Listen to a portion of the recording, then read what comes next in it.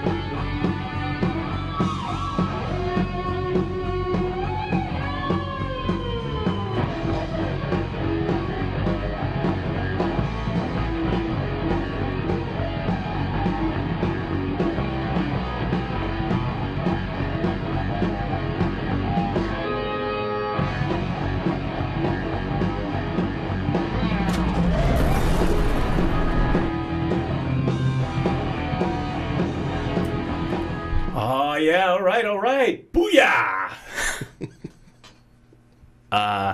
If this were dynamic, this would say, welcome, Friday, December 8th, 2017. I'm Doc Normal.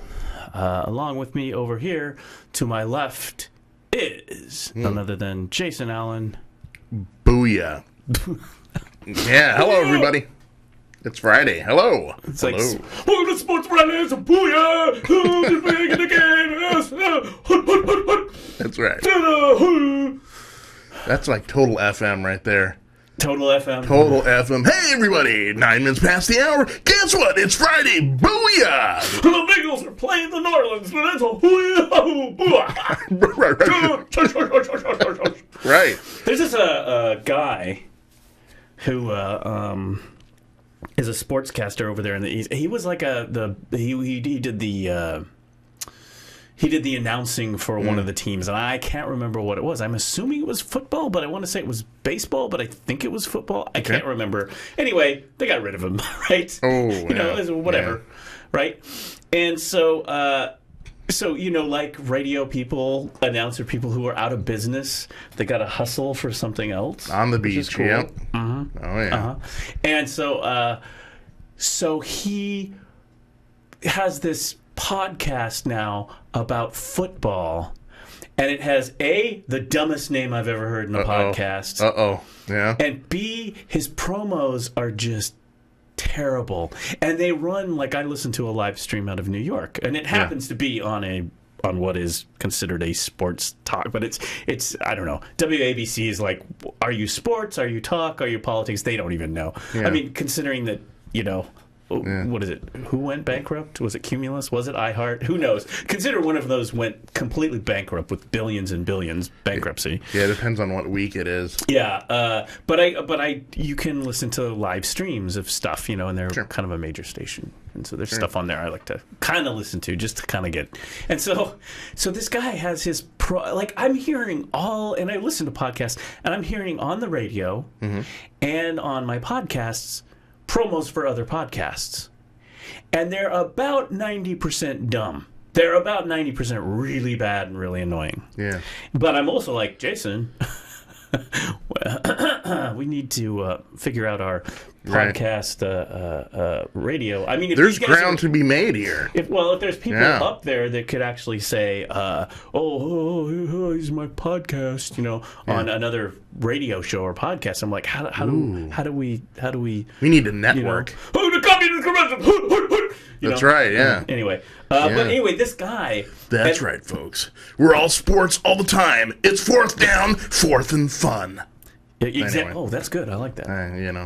I think Monday we'll change this into a sports podcast. That's right. We'll wear like flannel and.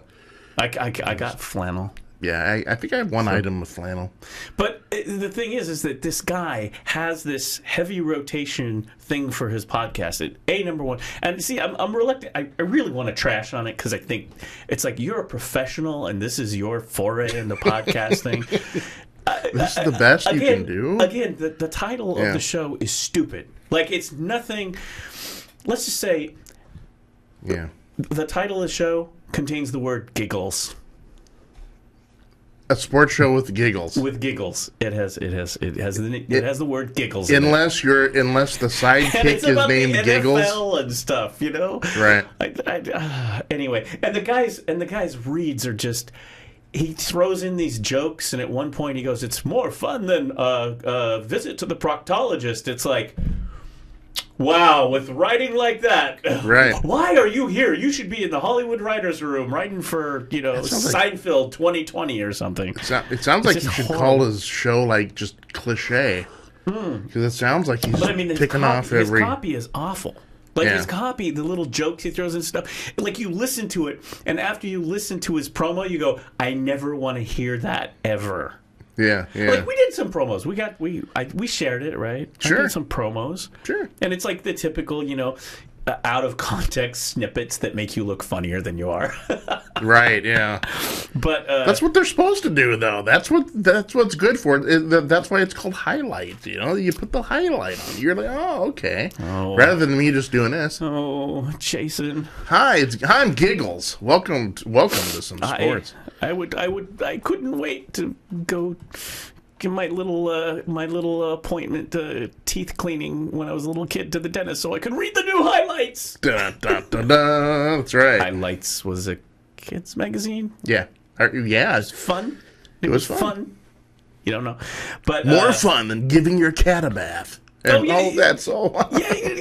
That's exactly this guy's like little, and then he kind of rips on other like sports shows. Like, we don't sit around interviewing the coach, whatever, or the quarterback. It's like, well, maybe you should, because that's what people listen to, and that's. I don't know. It's just the worst promo, and it plays over and over. Got a little loop. And there's a couple variations on it, and the jokes get worse. Like I said, when one of your jokes is, "It's more fun than a trip to the proctologist." No. No. And then in between that, it's 1-800 cars for kids. 1-800 cars for kids. That's with a K.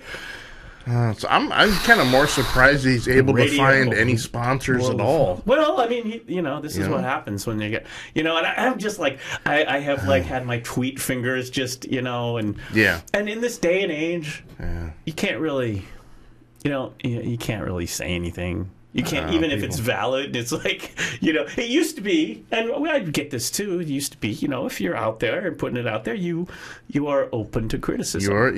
It's fair game. I mean, you do a show and people would be like, "You suck." It's part of the territory. I got early on, several years ago, back in the early days of podcasting, when there was a guy who was interviewed, and he was like a big social media guy. So he had a big following on like YouTube and Twitter and all that stuff. And so because of that, the show got a lot of attention on the live stream. This was back when not a whole lot of people live streamed anything on the shows.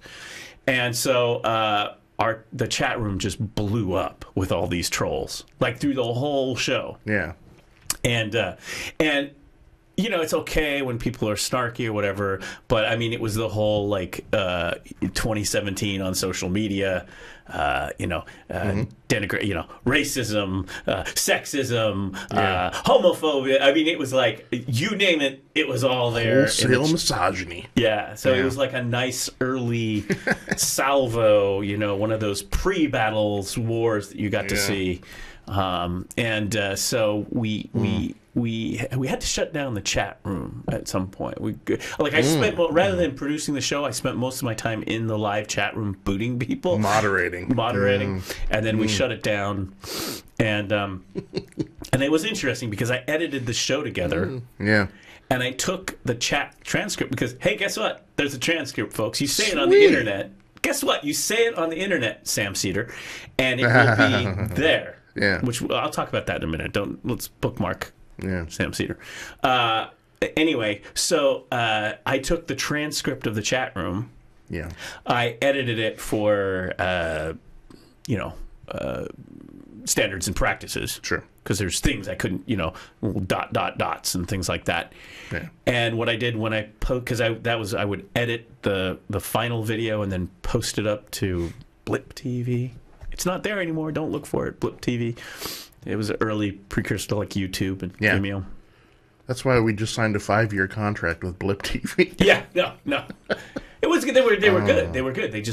They were like. They couldn't monetize it, and they tried stuff, and then they deleted everyone's content, and and then it was like 6 months later, bye. It's the internet. Yeah. So, hence why I archived everything up to YouTube. But what happened was so I took the chat room, and I edited the video together in Premiere. Like I would post this is your nice copy that you can watch on your Roku or whatever. Right. And so I put a running ticker down the bottom through the whole show of all these comments along the way to show what idiots and awful people they were. Fuzzy Bob says. Fuzzy Bob says. It's like, it was, and we were actually there going, we were like, okay, it's okay. You can you control snarky comment and stuff, but when you start doing the stuff that like Twitter and Facebook seems to be having such a problem trying to fix right now. Yeah. There's trolling, and then there's wholesale. This is a good discussion. Maybe to have right now, just leading into it in our finely honed scripted podcast. In fact, we have the 210 pages. Did you get your copy? I did. I was late typing the script up. I received it last night. Luckily, everything is edited down for me into like a Cliff Notes version. Yeah, you got the highlighter. By the time it gets to me, it's like flashcards. Highlighter. Yeah. Oh yeah. We storyboard it. Yeah. Storyboard. Show good. Giggles bad. Yeah, folks. Some shows actually have show notes and runner, like you might print out and go, oh, we got this and this and this. Oh yeah. I want to tell you, this show is show note free. It's note free. Total improv all the time. Yeah. 0. We come. You know what? We come in with a clear mind. That's right. So my clear mind, we kind of Monday, we didn't do Monday. You call it meditation before the show. We call it peyote. I'm kidding. Yeah. It's just an excuse for me to drink coffee. Right. Get the day started. So a lot of stuff has happened. So we have been kind of doing a 1 week show. So the last show we did was December 1st. Yeah. Friday. Yeah. And a lot has happened. Yeah. I think I wouldn't know about it though. I blanked out everything. Yeah, I think the Matt Lauer thing had gone down that week, so we knew about that. Yep. We were thinking about doing a makeup show on Wednesday, but that didn't happen. Yeah. And actually, I was madly texting going, Doc Karnak, which is a little bit we do. Doc Karnak, where Doc Karnak. You're predicting stuff. You're out there. And we can bring up the private messages with the timestamp. Sure. Doc Karnak, had we done Wednesday's show, or Doc Karnak. Well, I think it happened on Wednesday, but Tuesday night, I was already Doc Karnak. Yeah. This guy's gone. Franken's resigning. Right. Yeah. As the allegations pile up, he's going to resign. Yeah. The pressure is on. And so I saw that coming like a freight train in a tunnel. I really did. For lack of a better analogy. Metaphor. Sure. Stuff. Anyway. So we had Franken this week. But going back to online and harassment. Here's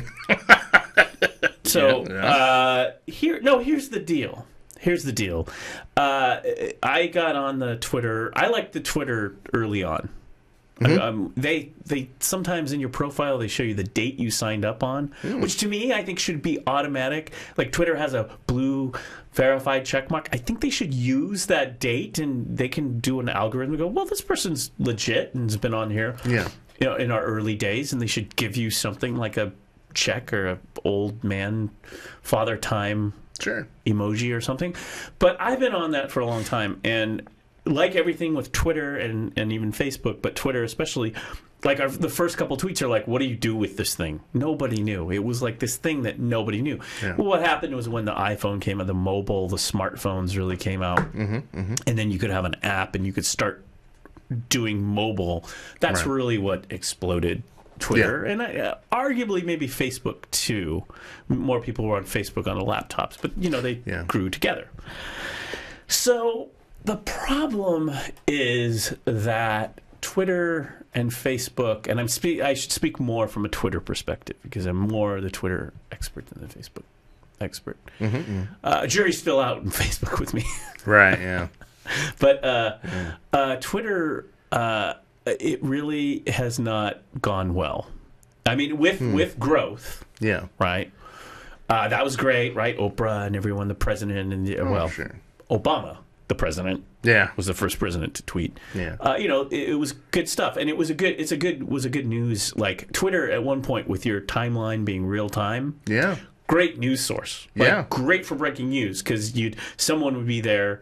Like in the case we have these bad fires, they'd be right there on location. Journalists and people right there would tell you in real time what's going on. It's like, wow, this is cool. I remember one late night, there were some big earthquakes in China a handful of years back, and the first I heard about it was on Twitter, people on the ground who were reporting these big Chinese earthquakes. And it took hours for that to hit the newsroom and hit the main news sites. And so, Twitter's really good for that. But it's really gone awry. And it's gone awry because of a couple things. One of them, kind of the proto to a lot of things, was this thing called Gamergate. I don't want to get into it too much, but I was... people can Google it. Look it up. I don't know how you'd put it, the privilege or whatever. Not the privilege. I was kind of...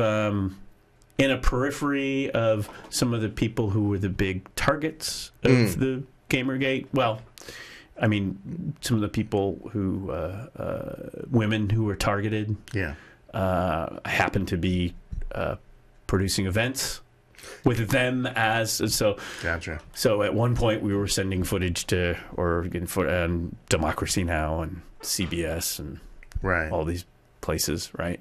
So it was really bad. I mean, people were threatening, like then there'd be an event and somebody would be a speaker and they'd get all these threats like but we're talking like bomb squad type threat, like we're gonna come, do this stuff. Like people had to get cancel appearances. So that's been going on, and that started in the Gamergate, and of course, as we know, that's only progressed into the world of our political stuff in the last year or two. And, everyone's throwing shade back and forth.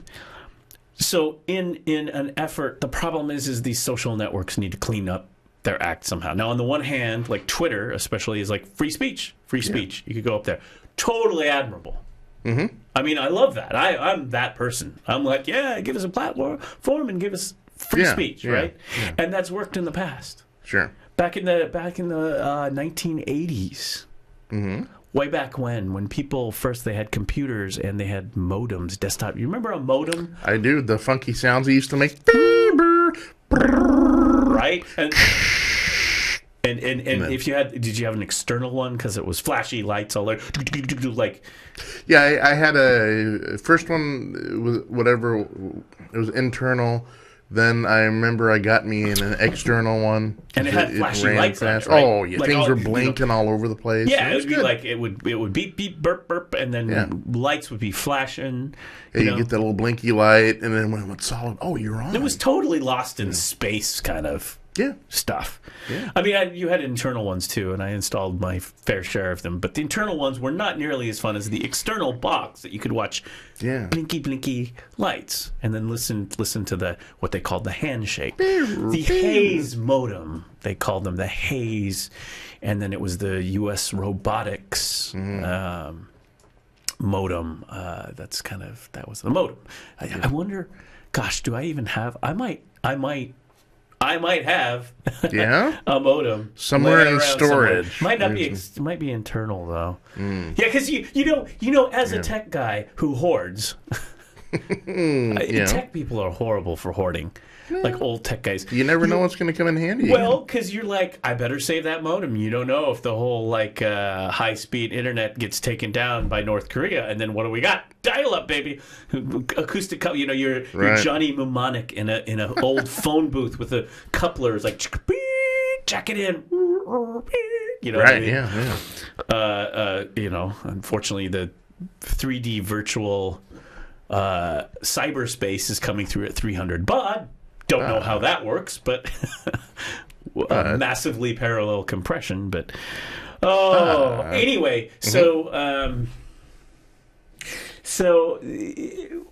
along with use and a whole bunch of the unwashed masses jumping on to these networks, and again, what I'm talking about, going back to the 80s, I used to run boards. There were these bulletin boards and the chat sites. So you'd think this is all new. Twitter, chat sites, Reddit and stuff. Folks, this was back in the 80s we had this for the people who had modems and computers. It just was a much smaller group of people. There was a CompuServe, a thing called CompuServe, which was really expensive, but it was probably the biggest network. There was the Usenet, which is discussion groups. There was the FidoNet and BBS's. That's what I did. I ended up doing my whole thing, FidoNet and all that, and discussion groups and whatnot. There was all these things, and usually it was people who had computers, had some tech savvy, and had modems. Yeah. Now, where it got cool is there were a lot of people who had Commodore 64s and little cheap, like, low-speed modems. The old, like, Texas Instruments. Yeah, and that was like kind of like the... Because already by then the 64 Commodores were a little bit... well, they were kind of on the market. They were an old computer by that time, so you could pick them up for cheap and then pick up the modem. Right. Unfortunately, they were really slow. And anyway, I'm going to try not to be so meticulous and thorough. I'll tell you about that in a minute. Anyway, it's the ADD calling. So we had that, and I moderated things, and I did stuff and participated in community. Yeah. And it was free speech. It was like free speech. It's the Wild West, Free speech. But you would always have someone who pop in whose speech was a little bit freer. That would like what would we say, kind of break the norms of general polite society rule. Yeah. I mean, I don't want to get graphic, but I mean, it's hard to describe this without just saying, when you're constantly trying to upload a picture called horse.gif. Oh boy. Ixnay on your access has been denied. Those people that got on there and they did that, didn't they used to call, if memory serves me, didn't they used to call it like Flame Wars? Yeah. You get on and you totally just... Flame Wars, yeah, and you would get into Flame Wars, and sometimes it would be well-meaning people, especially even back then, Democrat, Republican, whatever. Sure. Microsoft Windows, you IBM like OS Mondale? 2, Apple, the best flame wars. You think Democrats and Republicans have flame wars? Back in those days, Apple versus Windows, Apple versus Microsoft. How dare it? It was deep-seated hatred. Yeah. You think today's political division's bad? That's nothing, You like Microsoft trying to take over the world. Apple is God. Right. Yeah. I would throw I would nuke them. I'd throw the little tactical nuke in the flame war. Yeah. Because I'd be like, well, currently I'm on an Amiga. Amiga. Commodore Amiga. Look it up. There's actually I could roll the camera. There's actually one in the corner.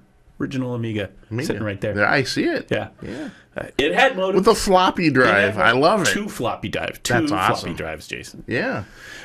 So So there would be flame wars, there would be free speech and flame wars and stuff, but you'd have to kind of step in and kind of clean it up. And there was early on, again, this is all geekdom, the early internet, the early computer networks. There was a great piece that some guy had written, some nerd geek dude, computer guy had written, and all that, everything was text, right? Mm-hmm. Beautiful typewritten.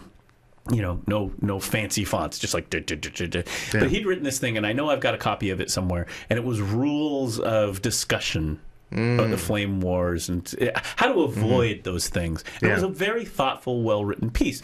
Being a geek computer dude, of course, he threw in some interesting insights, like, before you post, go to the bathroom. I mean, it was literally in there. That was one of his rules. Before you go to post, go to the bathroom. And I think he even, like, a little minutia, like, that's good, but even if you, like, take care of, I mean, I was just like, okay, yeah, that's great, yeah. Have a bowel movement before you post your flame. But, and I know that sounds, you're like, oh. And I remember reading that, but if you think about it, if you just think about it, the guy's being thorough. Meticulous. Very, very, It makes some sense, don't you think? Make sure that your colon is clear. Yeah, because if you're all like, or kind of indigestion or whatever, you're going to be cranky as you're typing. Right. His point was, get to a point of zen. Don't be backed up. Yes, get to a point of zen. Yeah. If you're backed up and if you're, you had the... that reminds me. Burrito, This hour brought to you by Metamucil. There you go. Yes.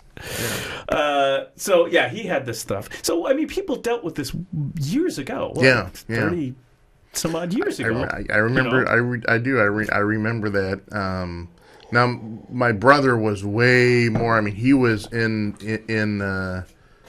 older brother. The picture, when it was really early.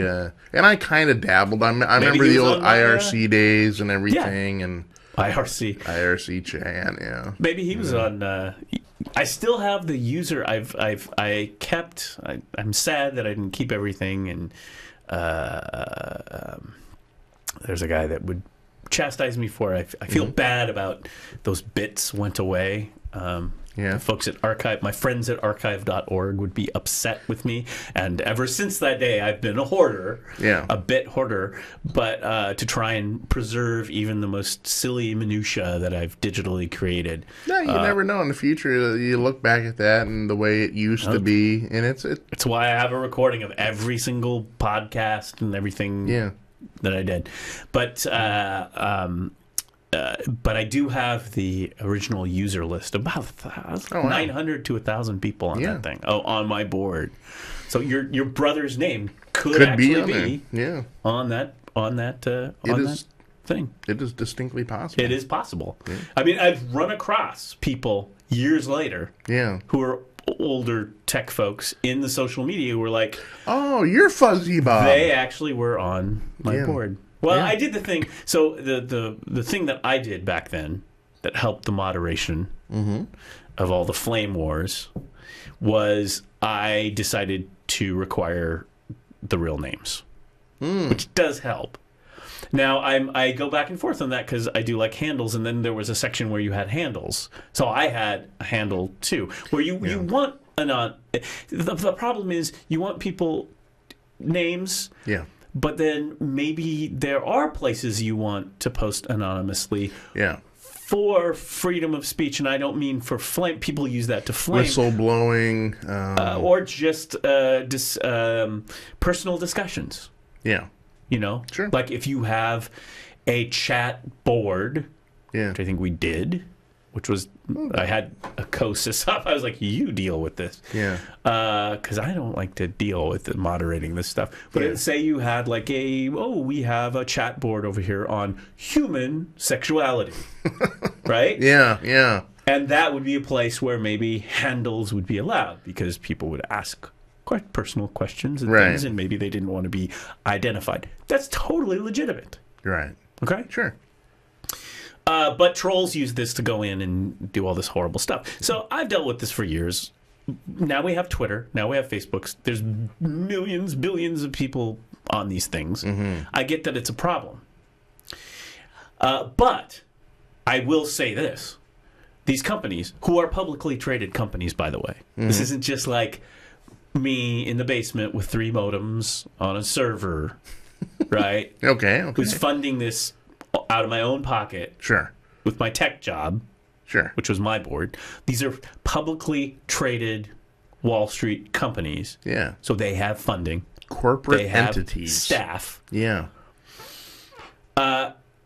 You can't tell me that they're doing this bad of a job. And the reason they're doing a bad job, Twitter's getting a lot of heat. And Jack Dorsey, one of the co-founders of Twitter, came back to Twitter. He's the CEO, right? And he's been wrestling with this, and people have been giving him a hard time about this forever. And they're still having problems. Facebook has been saying, "Oh, we're going to clean this up. We're going to go in," and they're all like, "Oh, we hired an extra 2,000 people to moderate her." So here's what's happening: the hate speech is still getting through. Okay. And the people who are really the free speech people are getting hammered. That's what's happening out in the world right now. Ain't that the way? Yeah. Now, there was, and I'm going to bring her up because she was here in Portland for a while. I don't know how long she lived in Portland or whatever. She was a Portland comedian for a while, or appearing in Portland early in her career. She is in New York now. I don't know if you ever met her. I met her when we were doing some comedy production stuff down at Dante's. Actually met her in person, thought she was funny. Somewhere there are digital bits and recordings of those shows. We used to play them on House of Sound. There was like a comedy show, and then there was like the Monday night variety show. Yeah. Her name is Marcia Belsky. Do you know Marcia Belsky? Never met her. Yeah, well, I did meet her. Yeah, Belsky kind of rings a bell. You have to refresh me. You know a lot of comedians. Again, she's in New York now. She has a podcast, which I've downloaded. I haven't listened to it yet. She has I think the podcast, it's like something like Misandry with Marcia and someone else, and they a lot of her comedy is to smash the patriarchy. And actually, I'm friends on Facebook. I follow her on Facebook. Right? Okay. Follow her on her Facebook page. Sure. And, she uses comedy to, ironically... Parody is a great tool to... Well, it used to be, Jason. It used to be. Okay? And I'm going to pull... I will pull this up in a minute just to show you folks about this. But Marcia, who actually finally hit the news and got picked up by a lot of different sites... Facebook keeps shutting down her page and her posts. Now, famously, and I've been following this because I actually am a follower of hers on the Facebook. So I see this happen where it's like da da da da, and then it's like, guess what? It just got banned for X number of days. Okay. Famously, her big reason she got banned is she posted inside, and it was like a comment or something, or somewhere, men are scum. That's it? That's it. Ban. Wow. And so Facebook has been... She get banned for an obvious truth? Well, right? It's like... But Matt Lauer was such a nice boy. Right. I'm going to try to pull it up here. I do encourage you to read. Rose. And I bring this up because, and she has been getting press. In fact, I just typed her name in news here. So we've got Evening Standard, The Mary Sue, BET, ProPublica, Daily Beast. I know that Daily Mail picked it up, The Telegraph, The Guardian. I mean, this is not like BS stuff, right? No, yeah. The problem is she is most obviously a comedian. Sure. She uses irony, hyperbole, and all that. Arguably, maybe she's not. Maybe not. Maybe. I mean, she actually had some sites like Kill All Men or whatever. Now, I haven't spoken with her, I mean, maybe we should get her on an interview. Maybe she actually is doing that. But it's not ours to judge. Sure. I would like to think it's a little bit one foot in the parody. I would like to think so. But that's okay. But that's free if she speech. If she's a comedian, I think one would have to be more inclined to believe. Maybe not, though. Maybe not. And actually, if that's the case, more power to... I mean, it's like... Was it Natalie, or what's her name? Valerie Solandis, you know? the woman who I shouldn't laugh about that, but the woman who actually tried to kill Andy Warhol, almost successfely. Shot him. Where other people just talk. Yeah. So, but anyway, so she posts these things, and I read her posts. I follow her. I laugh, I chuckle, I cry, but she keeps getting banned. The problem is she and her group and her podcast partner and that, who also has been getting banned, and she is a feminist woman of color.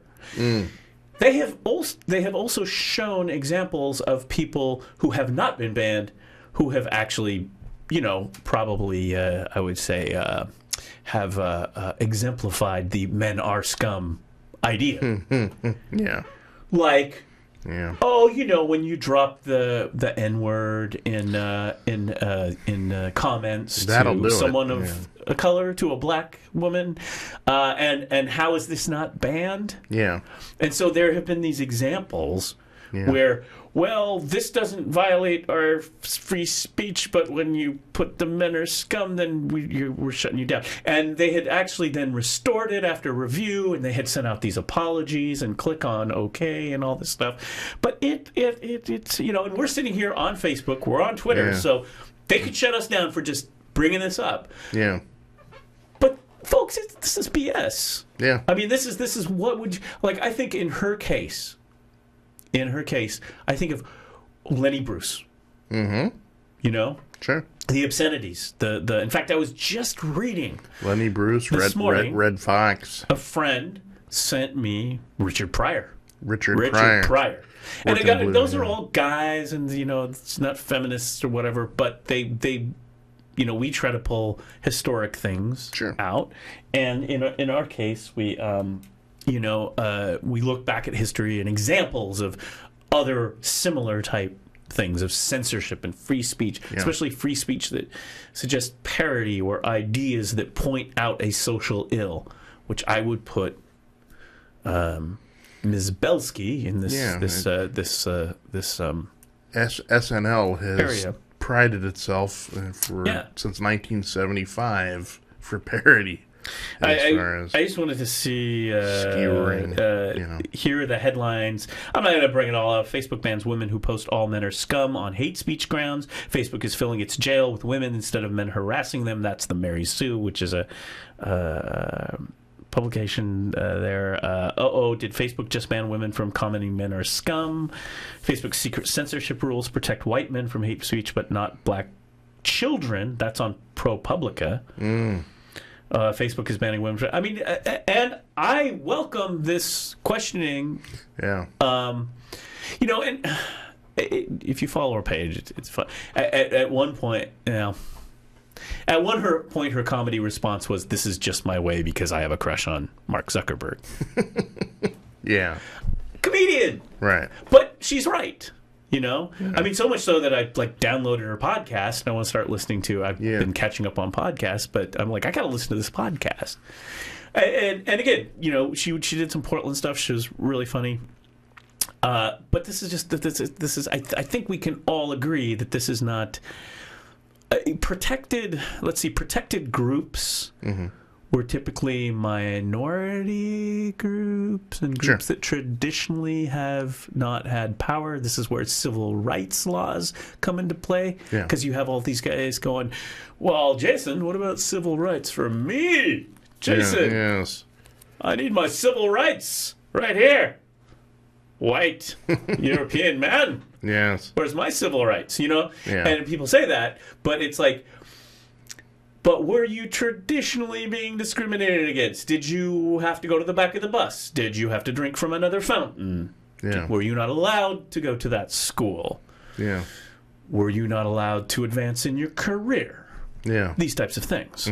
And that's kind of how, and having to explain that to someone is hard when someone's like doesn't get it. Yeah, I guess I have a hard time understanding if you're going to take a no tolerance towards hate speech.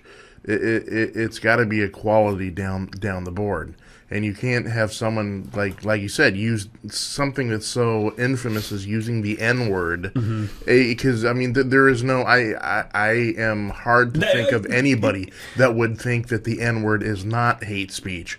It wasn't created as a hearty, well met sort of complimentary greeting. It's meant to degrade. To me, I mean that's one where it's like, well, that's easy pickings, isn't it? Use that word and boom. Yeah, I mean you know it. If it was as Mommy would say, it was a no. Yeah. And, good point. And it's just common sense. Along with what's the thing about the maids? Like, I'm not your maid service or whatever, or there's no maid service here, so pick up after yourself. I'm not your maid. Exactly. So that happened, and they've apologized, and then they have. I'm not going to get into this whole thing. You can go read about it. That's what. Go read for yourself, Marcia Belsky. There you go. And you can just Google women banned Facebook, whatever. Yeah. But when you really read through and you see the examples, and again, I follow her, so I've been seeing it real time. Yeah. And and I'm just like shaking my head, going, "What is this?" But the thing is that they have an answer, a kind of a half apology, and then it's the algorithms, or then it's, and I don't want to characterize their answer. You can read about themselves, but some spokesperson said something about, well, it's because men are scum, so you're denigrating a whole thing by identity. If you would have said all men plumbers are scum, it would have gone through. It's some weird explanation like that, and it was just like, guys, that takes parsing to a whole new level. Yeah, it was really way stupidly parsed. And actually, to be honest, if you know that someone's making a stink about this, a woman who's actually getting banned, saying, do you really think this? And if we point over here, you didn't ban this, that someone at these companies would kind of put that, let me take that to my supervisor, put that in the supervisor bin, the triage, companies used under to have further review. I guess we don't have that anymore, but there was a time where customer service and companies had the triage department where you'd have that person, you'd have that customer, they bought the widget. The widget fell apart. We don't know. Well, can you tell us can you send it back? We'll send you a new widget. That finally, I have to escalate this to my supervisor. I got approval. They send that customer the widget. That widget falls apart. Kills the cat or something. Now this customer is really upset. At some point, they're sending faxes, they're sending letters. They were in the company, in the customer service. You would put that in the special services bin, right? It's like it'll be a small group, but maybe you got 5 or 6 people. It was like, okay, what are we working on today? Oh, look, we sent this lady 10 screwed up widgets. How is this happening? Call down to warehouse and find out why this is happening. But I'm responsible for getting a hold of this person personally and apologizing and making it right. Right. They used to do that in companies. Yeah. That's why if you complained long enough, especially if it was like something that was really screwed up, you would get special attention. Sure. They don't do that anymore. But anyway, you would think that this would go in the special attention bin. One would think. And that they would like kind of interact with her and, discuss and see the examples of people who maybe should have been banned. Yeah. Anyway, so that happened. And as this is going along, I bring this up because as this is going along, and I don't know the story behind this, and basically what I'm hearing right now is Facebook is going through old people's timelines and old posts and deleting stuff. I had a post deleted. Really? Recently. Yes. It was a YouTube video from the film Fire Walk with Me. And I looked at it and I was kind of like, come on. Why would you? I mean, you let it and it's on. But then I was like, it's a legit ban. It was because of the stuff going on with the season 3 and all that stuff and Fire Walk with Me, and I really liked the music and the Black Lodge from Fire Walk with Me, very info, the bluesy, the awful music, and Laura Palmer and stuff. This is where the bad stuff happens, and there may be nudity, as in a topless nature. If people who've seen Fire Walk with Me, you know what I'm talking about. And Don Draper shows up, by the way. Don Draper shows up. So you know it's going to be bad. There's going to be bad things. Young Don Draper. In flannel. Anyway, I don't even remember his name. Hamm. The actor. Yeah, John Hamm is actually in Fire Walk with Me. He's like That's excellent. hooks up with the girls, and they do all the bad, bad blues music, bad Don drugs, Draper, man. lots of red light. Yeah. All the underworld stuff. And there's like some nudity in that. But I like that whole vibe with the music and everything. Yeah. It's a great scene. And so it was up on YouTube, and I happened to post it. Now, aside the fact that it violates maybe a copyright, which probably it should be shut down anyway. And Facebook found it like 8 months later. They just found it recently. I get this message: "We've deleted. We found you. This violated for nudity or whatever." And I went, "What?" I'm like, "I'm not posting it." What? And then I'm like, okay, sure, fine, whatever. It doesn't matter to me. Yeah.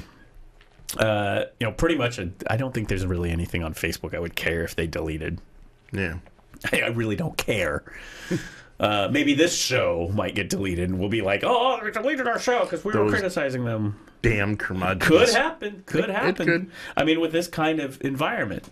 I mean, we're not swearing here. We're not doing anything profane. We're having a free speech discussion. Now, the thing is these platforms have a right to do anything they want because it's their platform. Sure. Just like when I ran my board back in the 80s, in the early 90s, it was my right to ban anybody. You were on my board. You were in my house. It's the little sign that you see when you walk into restaurants that says, "We reserve the right to refuse service to anyone." That's right. Yeah. That's right. You're in my house. You're on my board. Yeah. Doing my things. Yeah, so mind your P's and Q's. That's right. All right. So they do have a right to do those things. The problem is they're so big. The argument is that like Facebook and Twitter on social media are such big services that they're so representative of the population online. Unfortunately, that makes me sad. By the way, as a tech guy, I'd like to see more diversity. I mean, yeah, there's Reddit and other things too, but that you have to argue that it needs to be more like a public space. But you can't do it in a store. You can't do it in a Walmart or something either. They have a right to 86 you out. But if you don't do it right, you're going to become the bastion of creeps. Yeah. And trolls and all sorts of horrible stuff, and it makes no sense. I mean, it makes no sense to me. So as this was going on with her, and it was again, people were like trying and the articles, and people were going, write an article about this, get some light on this, as you should. Yeah. I had another person, a woman, Okay. on Facebook. She gets banned too. She's not a comedian. She's not. She posts art and stuff, and sometimes and also personal like kids and stuff. Although she may have backed off on that now.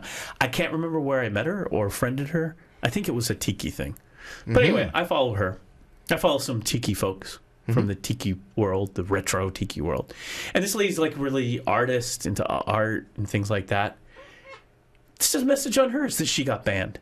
I have no idea. There's nothing that I can think of that's on this person's Facebook that's bannable. I mean, this is an adult, a person who has a very...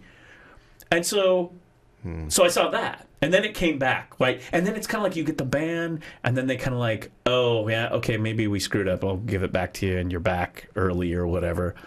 But then you're kind of on the list at Facebook. That's the thing. You're on the list if you get banned. The blacklist. So this was really, really, really, really, really super odd. Yeah. And I just saw that, and I don't know what the circumstances are, but I was kind of like, oh, that's bad. So, I mean, there's two direct examples that I saw, one being kind of in the news, but the other one not. And I'm like, what's going on, guys? Yeah. Why are you banning all these women? They're not doing anything, Yeah.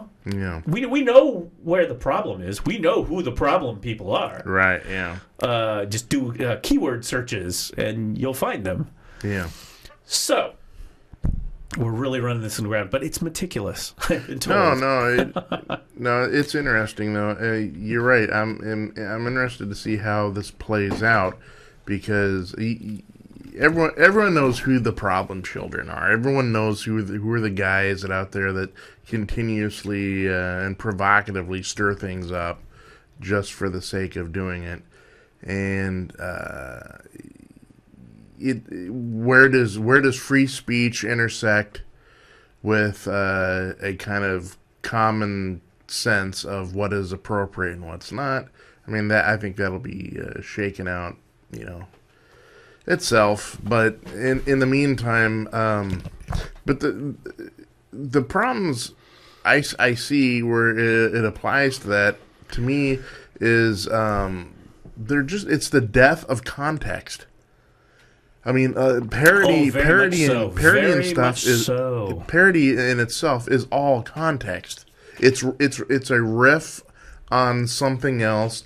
It's a use of the absurd to paint a picture of what things are. I mean, you're right, Lenny Bruce. I mean, this has gone back.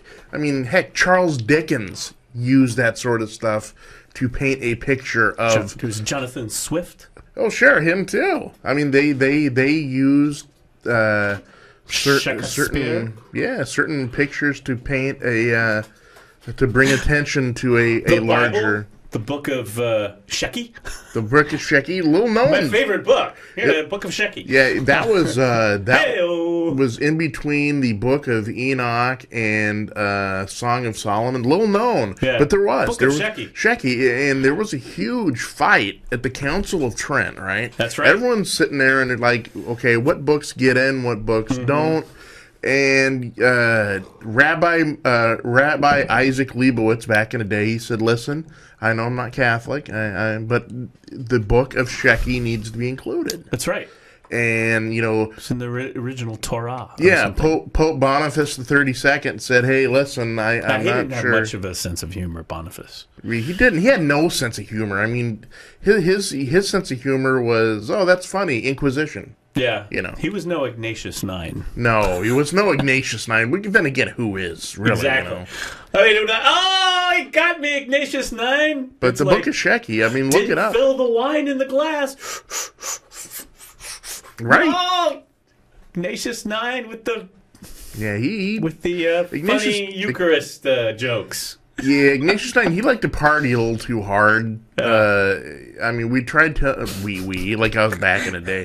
But, I mean, they tried telling him, listen, that is sacramental wine. You just can't... And listen, the wafers are wafers. It's the Eucharist. It's not Mentos. It was... So, you gotta... The time he put chicken in the thing and said, this is the body of Christ. Right. It's like, oh!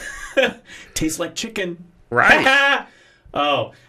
See, we'll get banned for our religious things, but again, this falls under free speech parody. Look it up. Look at people like, I don't know, George Carlin, for example. Like the whole thing at the bottom of the screen blinking. This is parody. This is parody. This is parody.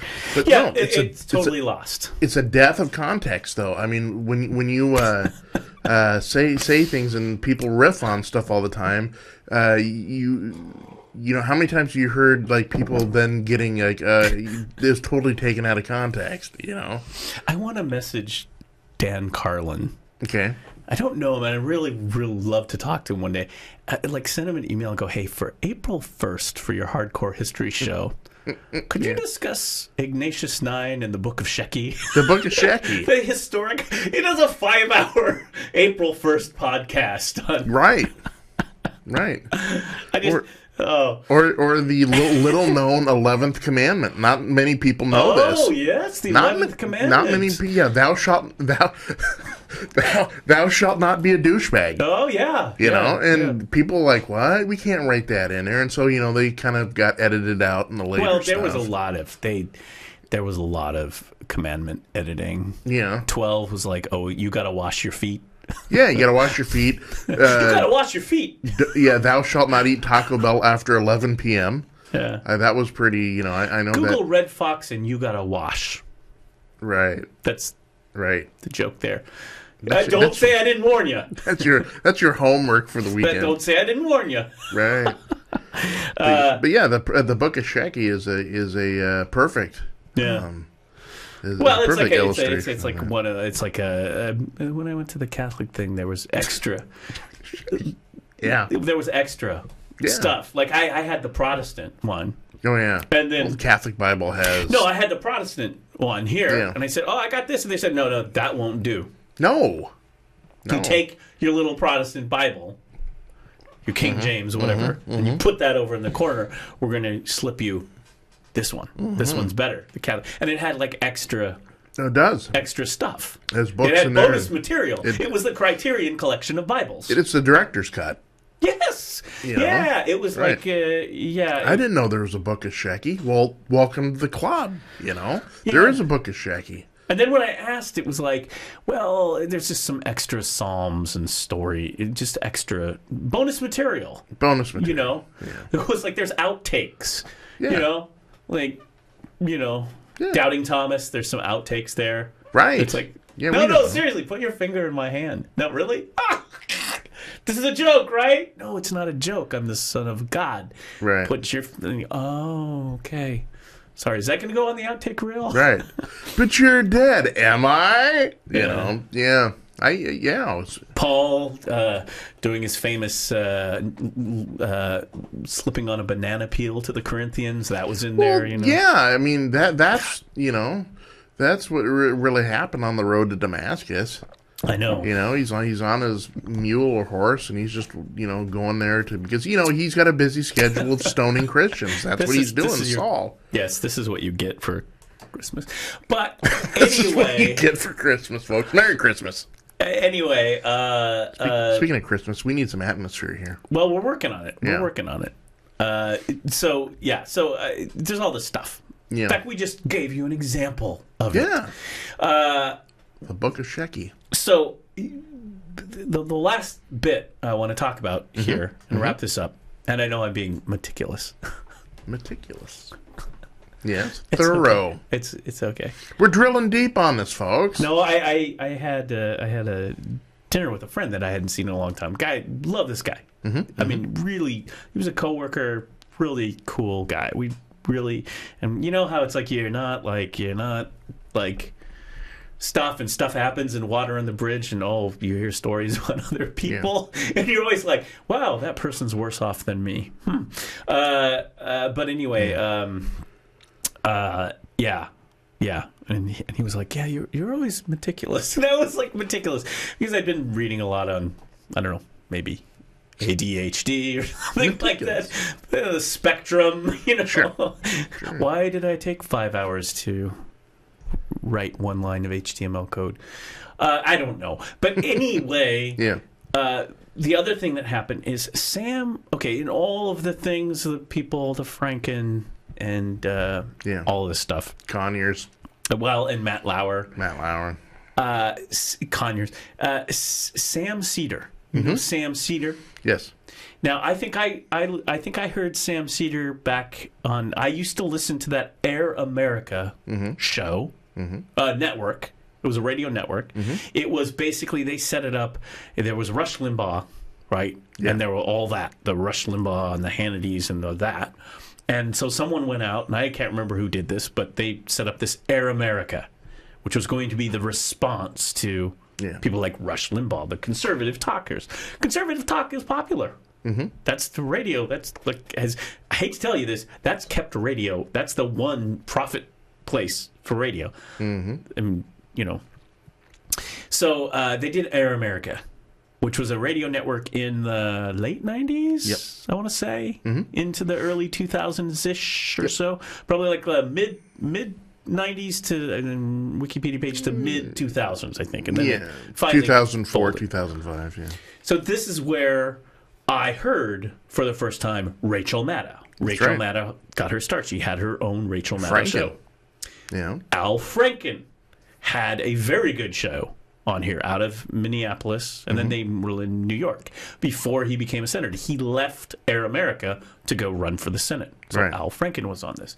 Sam Cedar was a guy who was on this too. And then Randy Rhodes, I want to say. Randy Rhodes. Not that Randy Rhodes. No. Another, I think she's out Although of she Florida. does do a mean version of Crazy Train, but Well, that's a who whole doesn't? different, you know. Speaking of which, it is the anniversary of, it was Randy Rhodes' birthday, like yesterday or the day before. Like would have been his think birthday. I heard something about Yeah. that, yeah.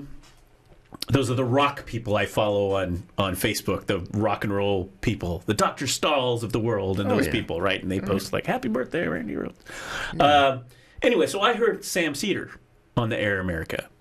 And so all of these people went on. Maddow went to MSNBC. So Yeah. Sam Cedar has his own radio show still, his own syndicated show. Yeah, and he also has a podcast that... Yeah, is- and he's pretty. I haven't listened Got to him some in traction. years. I've kind of gone back to listen to these folks. I haven't listened to him in years, but I remember he was pretty good. Again, real liberal on that side, but good. And so he's on MSNBC. Now I don't Contributor. a contributor. He doesn't have an actual show like Maddow. He's No. a contributor. No, but he'll be one of those guys that's like put on a panel or something and discuss a round table sort of thing. So he, in the wake of all these things, and interestingly enough, MSNBC, which has been seen kind of as more the anti-Fox liberal kind of, I'd say, with Maddow, with Chris Hayes, with that other guy Yeah. who yells about the hammering. Lawrence O'Donnell. Lawrence O'Donnell, who yells about the hammers, and then there's the Morning Joe, which we're not sure what the heck that's all about. Morning Joe and Mika, whatever. Morning Joe and Mika. Morning. Yeah, and then there's Wallace. Not Wallace? No, Matthews. Chris Matthews. Oh yeah, Chris Matthews. Anyway, so it's MSNBC is seen as kind of like this more liberal thing, but in the wake of Matt Lauer, NBC and they're having issues over there. Lots of issues, especially the Matt Lauer stuff. So suddenly, out of the blue, oh God, I just clicked. Well, he's got the tweet here. I happened to click on the source that I'll tell you in a second.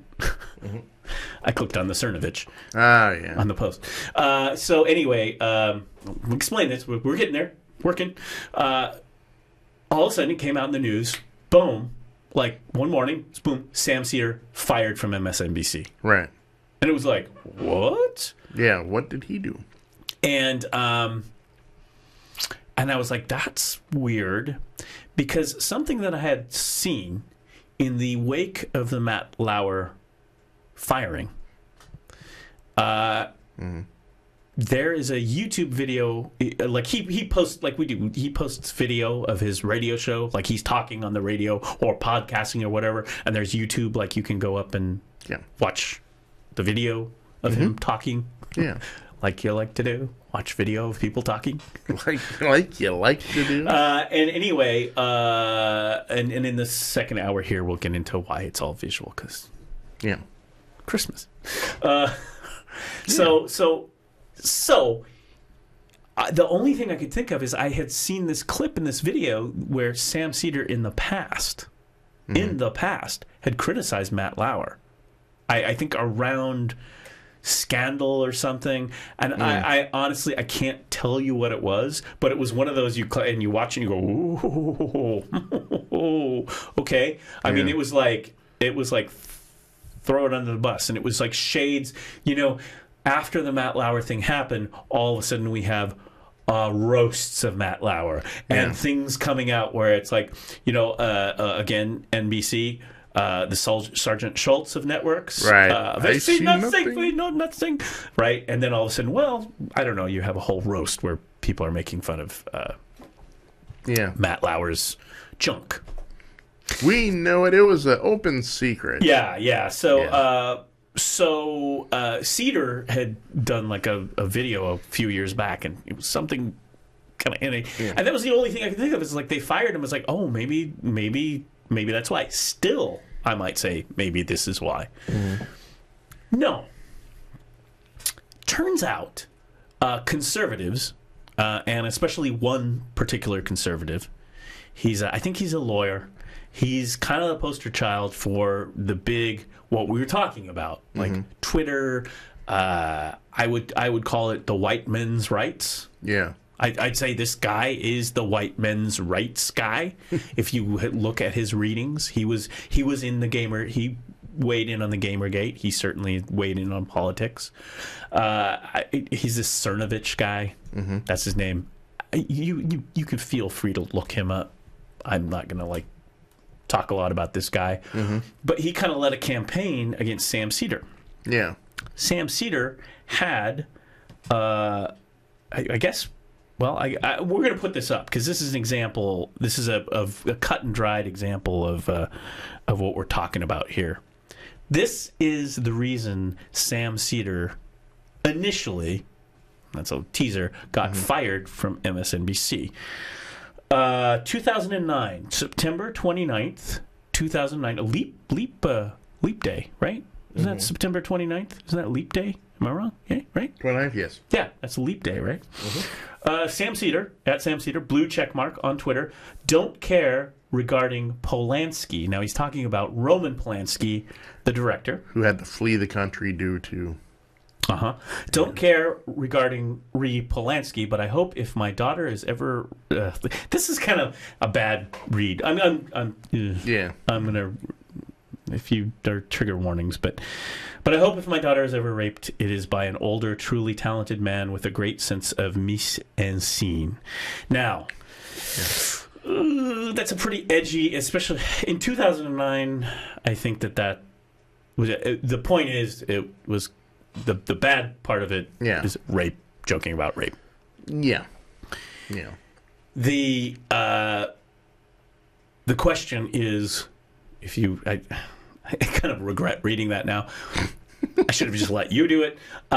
We all feel dirty. But the real question is this sarcasm? Yeah. And pointing out something. He obviously is not defending. He is taking the stance of defending Polanski because he is a talented man by pointing out why is Polanski not, say, doing time for his misdeeds. Roman Polanski, basically, he was convicted. In absentia, yeah. In absentia, because he fled the country for, I believe, giving LSD to an underage young lady in Hollywood. Yeah. And doing things. Rape sort of things in, Hollywood. Yeah. And this is the whole thing, right? We know that there's tons and stuff. Corey Feldman, I'm telling you, that stuff is for real. People don't believe Corey Feldman. I always believe him, actually. Back in the news again, too. Something from the past.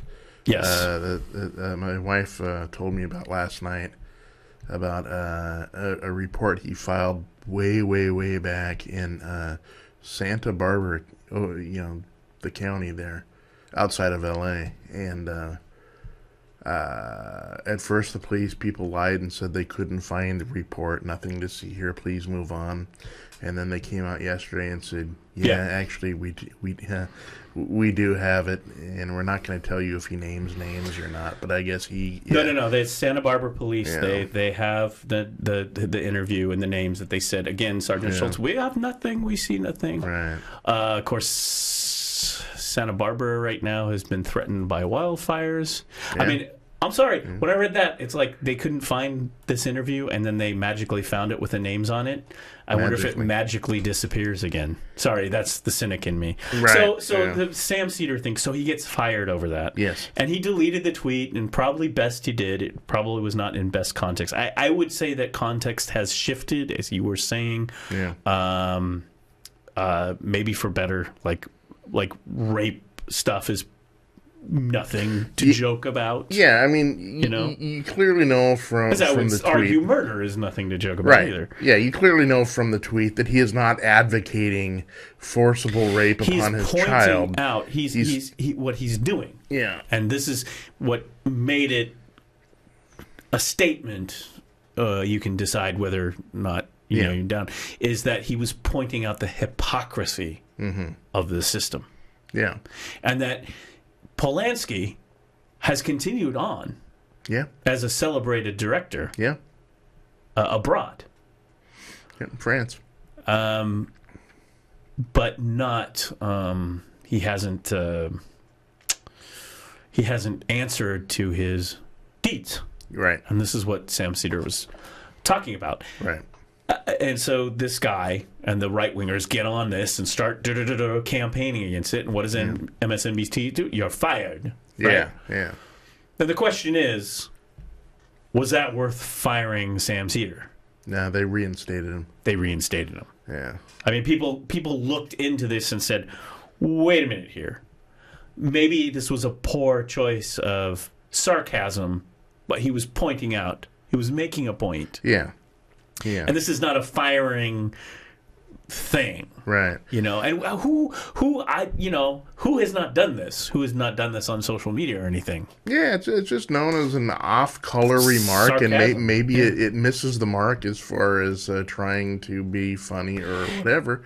I get it, but and again, this thing was in 2009, and I think in 2017, I definitely think he wouldn't make the same tweet in 2017 to 2009. Culture's totally different now. We have become more aware, more woke, as you will, about these things. Sure. And that's okay. We grow. We figure it out. But I don't think, I don't know. Yeah, I kind of looked at that and I didn't see the malice. No, and I think it's even more... There's also a history there. It's even more of a mockery in light of the fact that when you see... the Republican Party and Trump and them go all in for a legitimate alleged pedophile in Judge Roy Moore, and then also there are other right wingers that have gotten away with. I mean, Trump himself, 14 ladies have now come forward and said that, and then.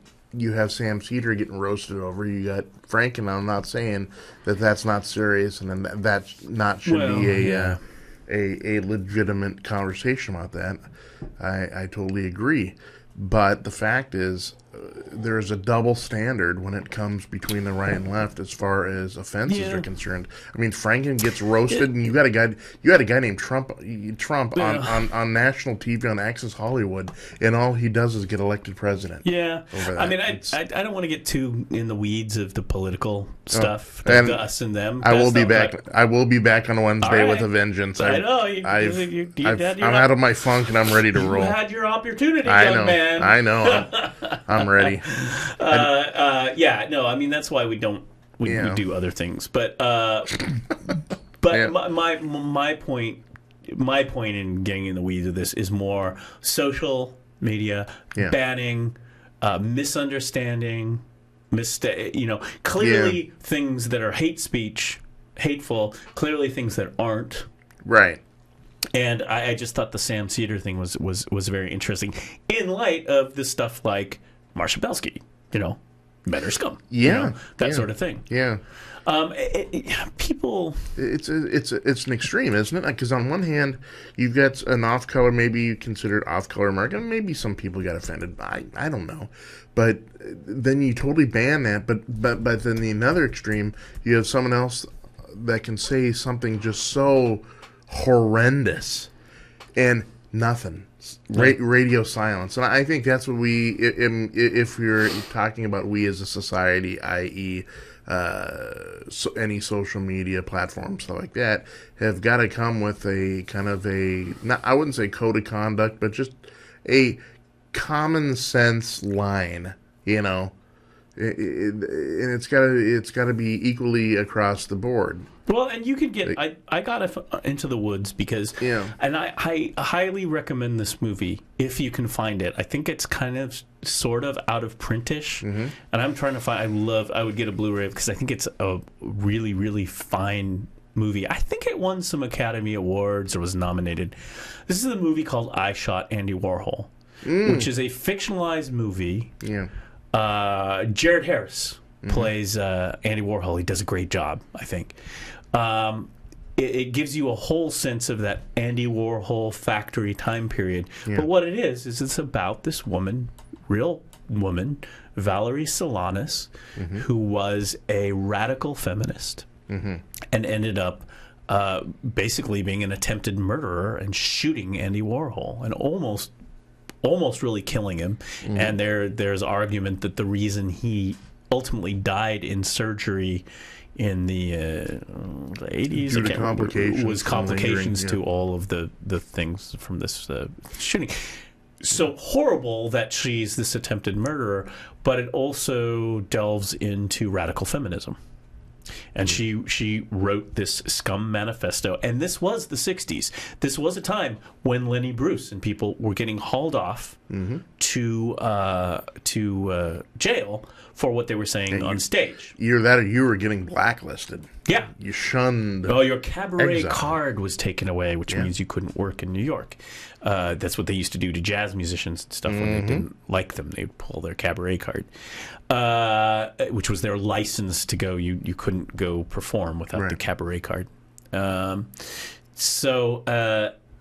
But it delves into also this movie. It's fictionalized, but it delves into this whole world of both Andy Warhol's world of art, and then Valerie Solanas and this whole what really became radical feminism.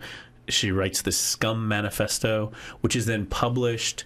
There's a publisher, and I can't remember his name. These people in this movie are actually real historical figures. The guy, French guy, he was a publisher of subversive books.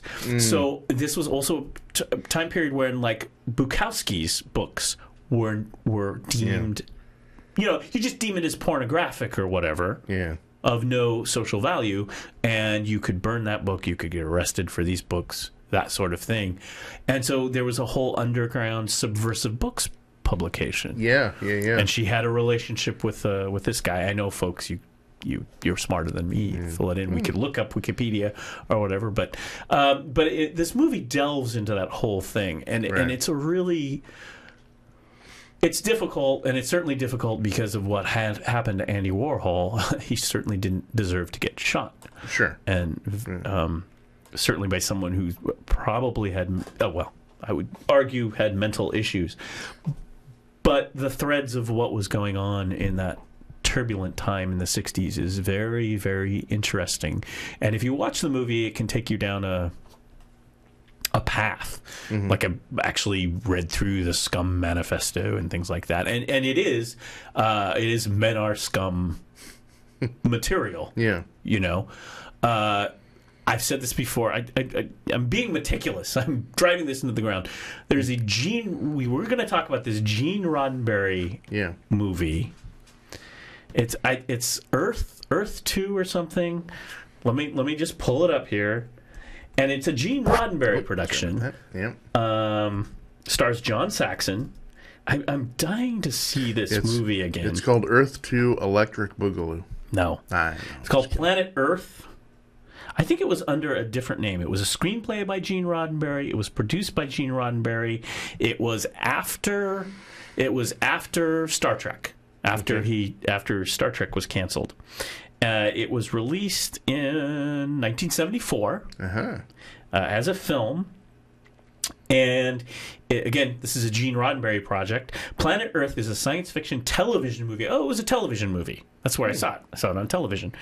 Science fiction television movie that was created by Gene Roddenberry. There's arguments that this was actually maybe a Gene Roddenberry go at a pilot, too. Even though it was a television movie, he was trying to see if maybe he'd sell a series on this. Set in the future, written by Roddenberry and Juanita Bartlett, from a story by Roddenberry. It was aired on 74 and ABC. It was presented as a pilot, yes. The pilot focused on gender relations from an early 1970s perspective. It was set in a post-apocalyptic matriarchal society.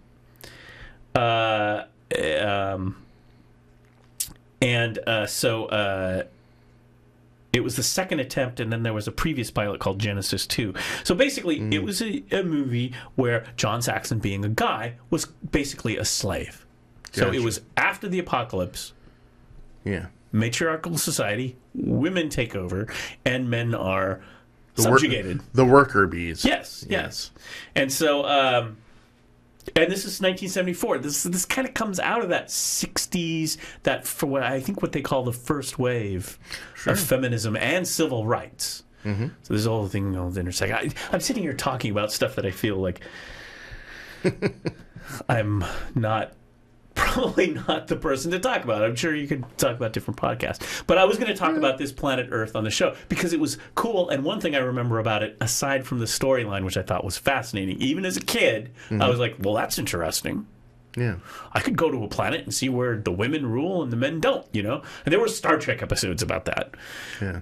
But they had like the Elon Musk, the little transporter thing, like totally out of what Elon Musk's doing, like little electric cars and stuff. Yeah. I mean, everything Elon Musk has done is like doing that. And to just change the subject on the right hand thing, we never talked about this. Elon Musk went out and did a Tesla thing recently. Did you see this? No. They're building semis now. What? Oh my god! Oh yeah, I did see that. That's amazing. Yeah, the electric semi. The electric semis, and they just come out, and you're just like, it's RoboCop all over again. These are like semis, and the interesting thing is that they don't sit; they sit in the middle, not in the side. I thought that was it's like a one-seater in the middle. Yeah, which messes up all kinds of trucking. Right. Ugh. Anyway, yeah, exactly. Here we have this actual. Well, if you put it in like intellectual discussion about feminism, 80s sitcom stuff. I mean, you got BJ. If you're in the middle of the, where's the bear gonna be? Or if you got Snowman there and Smokey and the Bandit, Snowman has his Basset Hound sidekick. Exactly. Where are you putting the Basset Hound sidekick? Exactly. That's not cool. But these things are crazy. I mean, they're all electric, and they go to 0 and 60 like in... Well, he also then... I watched the live stream. This was like 2 weeks ago-ish or so. We've kind of been on and off. I wanted to talk about it. And then he does a little surprise thing. A new Tesla Roadster sports car comes out of the semi, right? Out of the trailer back. And it's like the fastest 0 to 60 ever. And even the truck is that way. Yeah. And so, so this is, and then he's got that Hyperloop thing, which, again, I saw that in this John Saxon, Gene Roddenberry movie about the women running the Earth. Yeah. Because John Saxon, they'd put him on the Hyperloop thing, and you get in, and they go, and then they'd be in Los Angeles or New Los Angeles or whatever they call it in the dystopian world, post-apocalyptic dystopian world that we apparently seem to be going toward gangbusters. Yeah. Wow. So I just blew a whole crazy hour on that. I did want to talk about the Marshabelski stuff. Yeah, that's interesting. I think it's important, and I think it's one of those things we all, as Twitter and Facebook users and people, should keep an eye on that and hold Jack and Zuck. Hold them to these things. I mean, again, I think when you're on those platforms and you actually see the abuse, it's pretty darn obvious. You're like, oh, really? Right, yeah. And also, you have that whole picture, and that's cool. Let's stick a pin in that. But also, then you also have the whole net neutrality thing going around. Oh, wow. Yeah. And then you bring that into the picture, and it's something that people who use social media a lot, I mean, it's something you really need to keep an eye on. It is a fluid situation. Yeah. We're not doing enough show right now to cover all these bases. Net neutrality. I have been purposely Right, me too. Kind of off on the net neutrality thing because, oh boy, that's a can of worms. Yeah. So, And I have so many saved things. Yeah. Like I've got the saved stuff in my face. I do bookmark stuff in Facebook because I see stuff. It's not the best bookmarking service, but it's pretty intense. And I'm just looking through here. The big news. One of the big news is this this Paul McCartney's lost experimental Christmas disc for his fellow Beatles from 1965. The recording has been found. Ooh. It's mostly all this weird, like it's like a DJ mix, and it features prominently Nat King Cole's "Unforgettable," with Sir Paul doing a fake announcer's voice. And it was like this disc that he made, his recording that he made, because they were kind of all, 65, they were the Beatles, they were famous, they all got together and they got their recording, and that was like kind of the first home artist recording. Like the Beatles were some of the first to actually experiment around with recording at home and doing music. And of course, later you have all kinds of people, the Grateful Dead and Zappa and all kinds of artists who later started doing their own recordings rather than studios. I listened to it. It was interesting. It wasn't original though. It was a bunch of stuff. And then the internet's blowing up. There's just so much stuff. The new Star Wars movie is coming out, so that they're doing all the rounds. We don't know anything. Yeah. We know nothing about what's going to happen. No. We just know that everyone's in it, and they go and they talk about their characters, but they don't say anything. So that's the second installment from The Force Awakens. Yeah. But the internet has blown up sci-fi. Quentin Tarantino hatches Star Trek movie idea. Paramount J.J. Abrams to assemble writer's room. Ooh. I have been tracking this story. Quentin Tarantino Star Trek movie. Oh my god! Now it hit like Deadline or one of those, or Hollywood Reporter, or one of those, and so it's been kind of a rumor mill. But this story has legs. We are tracking this story right now to the point that I've recently read just is it today or last night that they're talking about the Quentin Tarantino's Star Trek being rated R, not PG. Wow. And that they have assembled a Gold Star writer team to flesh out a story, and one of the writers will get the story. Like they kind of flesh it out. It's like, okay, I like that story. We're going to go with that one. Yeah. And the rumors are J.J. Abrams is on board because J.J. Abrams still has the Star Trek production, right? Yeah. His production, because he didn't direct the last Star Trek Beyond. I think Jason Lynn directed that, and Simon Pegg wrote it, but JJ produced it. Yeah. So, yeah, I don't know. We're gonna get like Jackie Brown and the Federation in space. I have no clue what. Or it's gonna be some sort of like Reservoir Dogs or something. Yeah, meets the Federation. That could be interesting. I did. See, I just wanted to throw this out there because this is some fun stuff. We have fun stuff. Sure. We just didn't talk about it. Sure. But there was and I heard Quentin was on a podcast, on an interview from a while back. I want to say this was a few years ago. And the question of sci-fi came up. And he said, yeah, I like Star Wars and all this stuff. And I listened to this thing, and they asked him about sci-fi, and he said, well, I like the Star Wars and all that stuff. That's really neat. And he said, if I made a sci-fi movie like those franchise, I'd be more Star Trek than Star Wars, because Star Trek's got a little more reality to it and all that. And then he discussed some of the Star Trek stuff he liked, and he liked kind of like wars and like, well, what happened when the Klingons and the Federation and all that. And he actually brings up a Star Trek: The Next Generation episode, which was good episode. I've been meaning, and I can't remember the name of it. And I know every Star Trek person out there would know it, but it's where they do like a time thing. Woo! Space, weird time here, and all of a sudden the Enterprise, Picard and everything is confronted with the Enterprise. But it's the Enterprise C, not D. Yeah, from 50 something odd years ago. So it's Enterprise and Enterprise. So then they have to figure out this big how the timeline shift. Yeah. And during the war with the Klingons and the Romulans and which was a critical piece to the universe. And Yeah. all that Interesting. It was a good episode, and so Quentin liked that episode, and he also liked some stuff about Kirk and whatnot. So it's out there. You can actually go hear the interview. Yeah. But this thing has legs.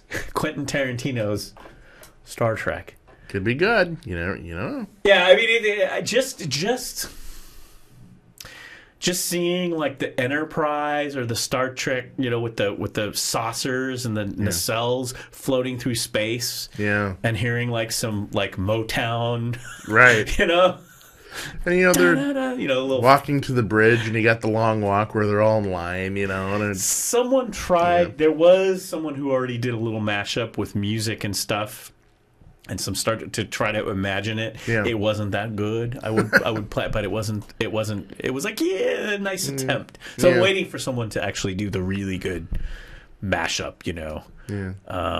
Probably with a little Pam Grier and Right. stuff like that. Right. I would say every time I've seen it, when I put it up there in the top 10, Jackie Brown. Mm-hmm. One of the I'm telling you, and every time I've seen that movie, I've been like, even forget that this is Quentin Tarantino. Yeah. Just erase it. Just this is a movie. Yeah. Man, that's a good movie. Yeah. The performances. Yeah.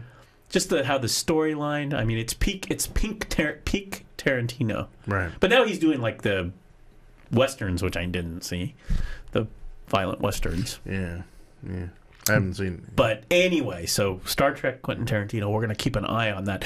We promise you here, we will keep an eye on that story. Maybe I did.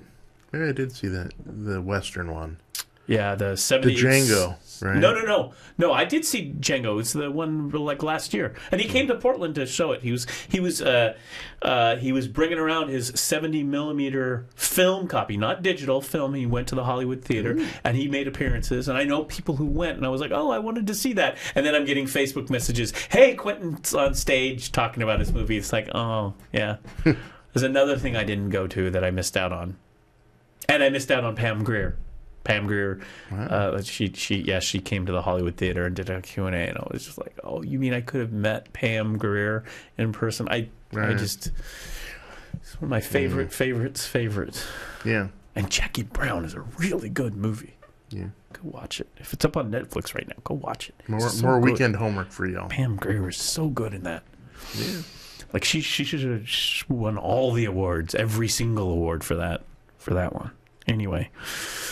Oh boy, this is what happens when we... That's right. So, there's so much news, but here's what happened. We haven't done the show. Mm-hmm. And then yesterday I had this weird migraine sinus attack, which I don't ever get the migraines and stuff, and I know it was sinuses because I know like the barometric pressure dropped or something, I want to say. Yeah. And all of a sudden I had this massive headache. Oof. And I knew it was like sinus. It's like right there. And it even shifted. It was like, oh, it's here. And then, oh, later tonight. And you're like laying down going, really? And I didn't take any pills or anything. Maybe I should have.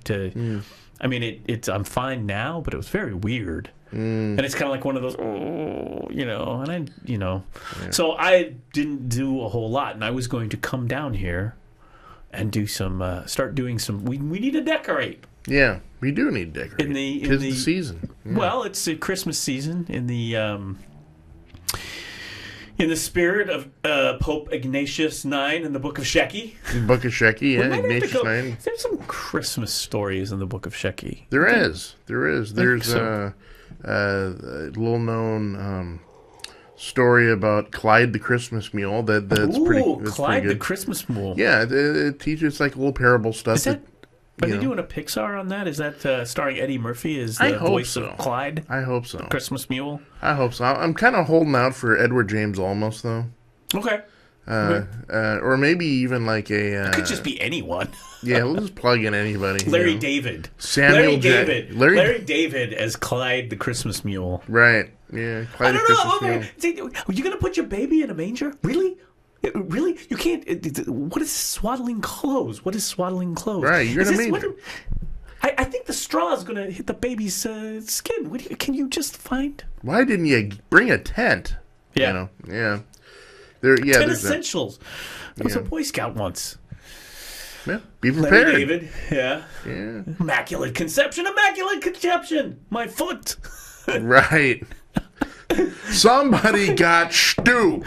Yeah, Clyde the Christmas Mule. Yeah. Yeah, right. Immaculate Conception. Yeah. Yeah. Sorry, that's my attempt at Larry David. Starring Larry David as Clyde the Christmas Mule. Yeah. But that's interesting. Which means Jerry would have to have some sort of... I would hope so. Jerry Seinfeld. Like at least a cameo. I mean, you at least he'd be need like something. a bull or something. Yeah. I think it would be the Clyde the Christmas Mule story. It actually is it's the side story of all the manger animals. Yeah, it's not about, Joseph and all of that. Yeah. They're not actually really characters. They're part of the set. They're the scenery, yeah. But yeah, which I think I've seen. I think I've seen this Racking and Bass special. By the way, I think we've already. I'm not sure what it was called. They tried to do it, but they just fell short. They just weren't in the proper Clyde the Christmas Mule real in the zone for that. But it's a hard zone to get into. Not everyone is. It's a hard zone, right?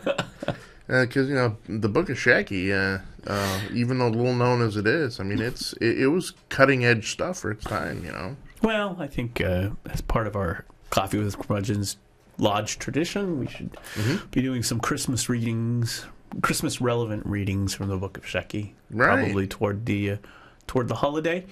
We can bring out some readings here on Monday. We could bring out some Shecky. You say this with optimism. I do.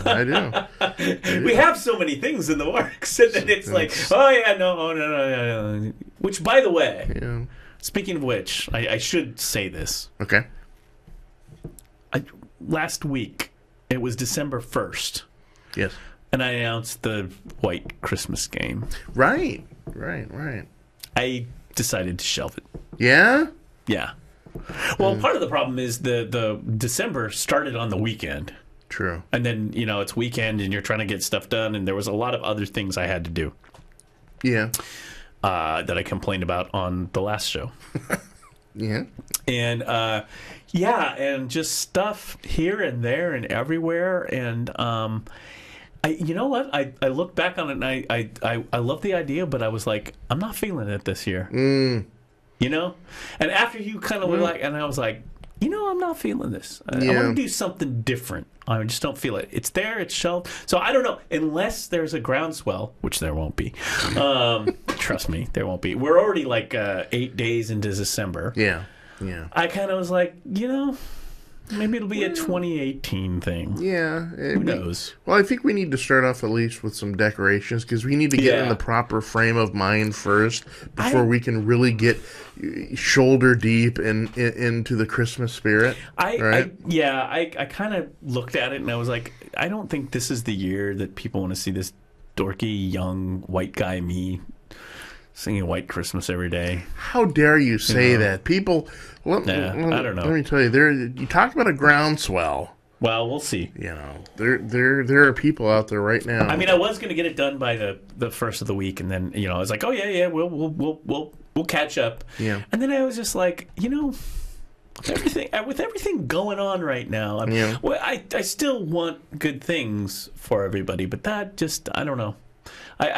We have other things that I think we should work on this year. Right. For good things for people. We need we need some scenery though. We need some Christmas sort of. We do. So maybe if we wish really hard, something will just bling. Okay. What do you think? I like it. Okay. So do some Christmas wishing here. Okay. And then we'll see what we can do. What am I supposed to do? I don't know. I have I have something on my. Here's the problem. I have something on my phone too, but I don't know if I'm going to reveal it today or Monday. I think Monday. So we will reveal little secrets on Monday. Ooh. So we're going to do some more. We've got stuff. Is it Christmas secrets? It's. That just kind of... Oh, the mystery. Hold on there. Oh, the joy and the mystery. Okay, well, let's. How's that? Well, now we can't. It actually has to come closer. Why don't you just?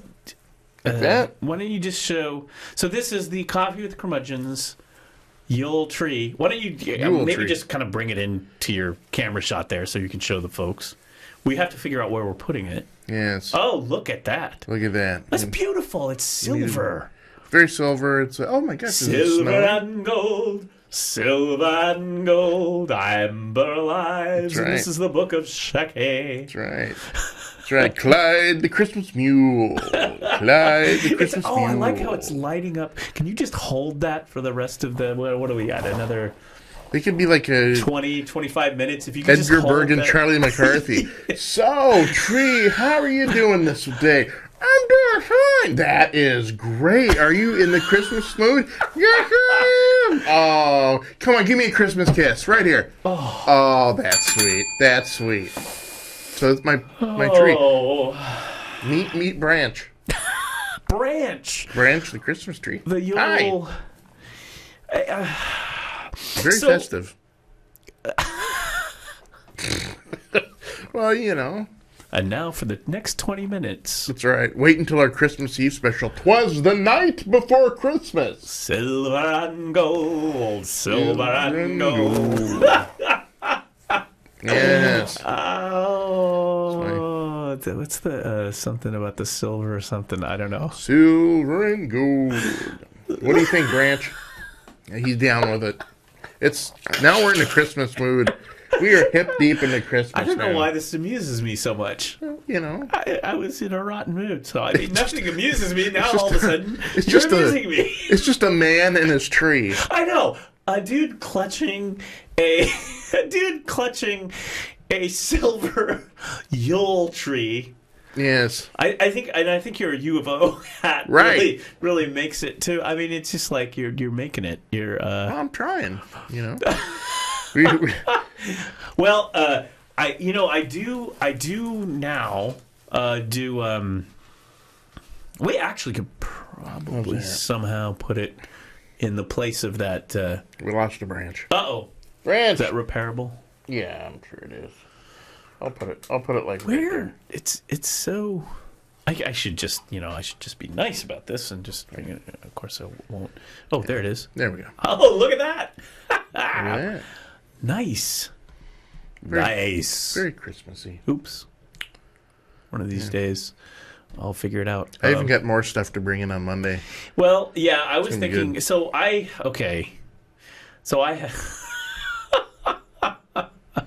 people are just like, what? You've heard of Elf on a Shelf? Well, this is even better. This is... By the way, people are like, yeah, we did some weird things here. Okay, whatever.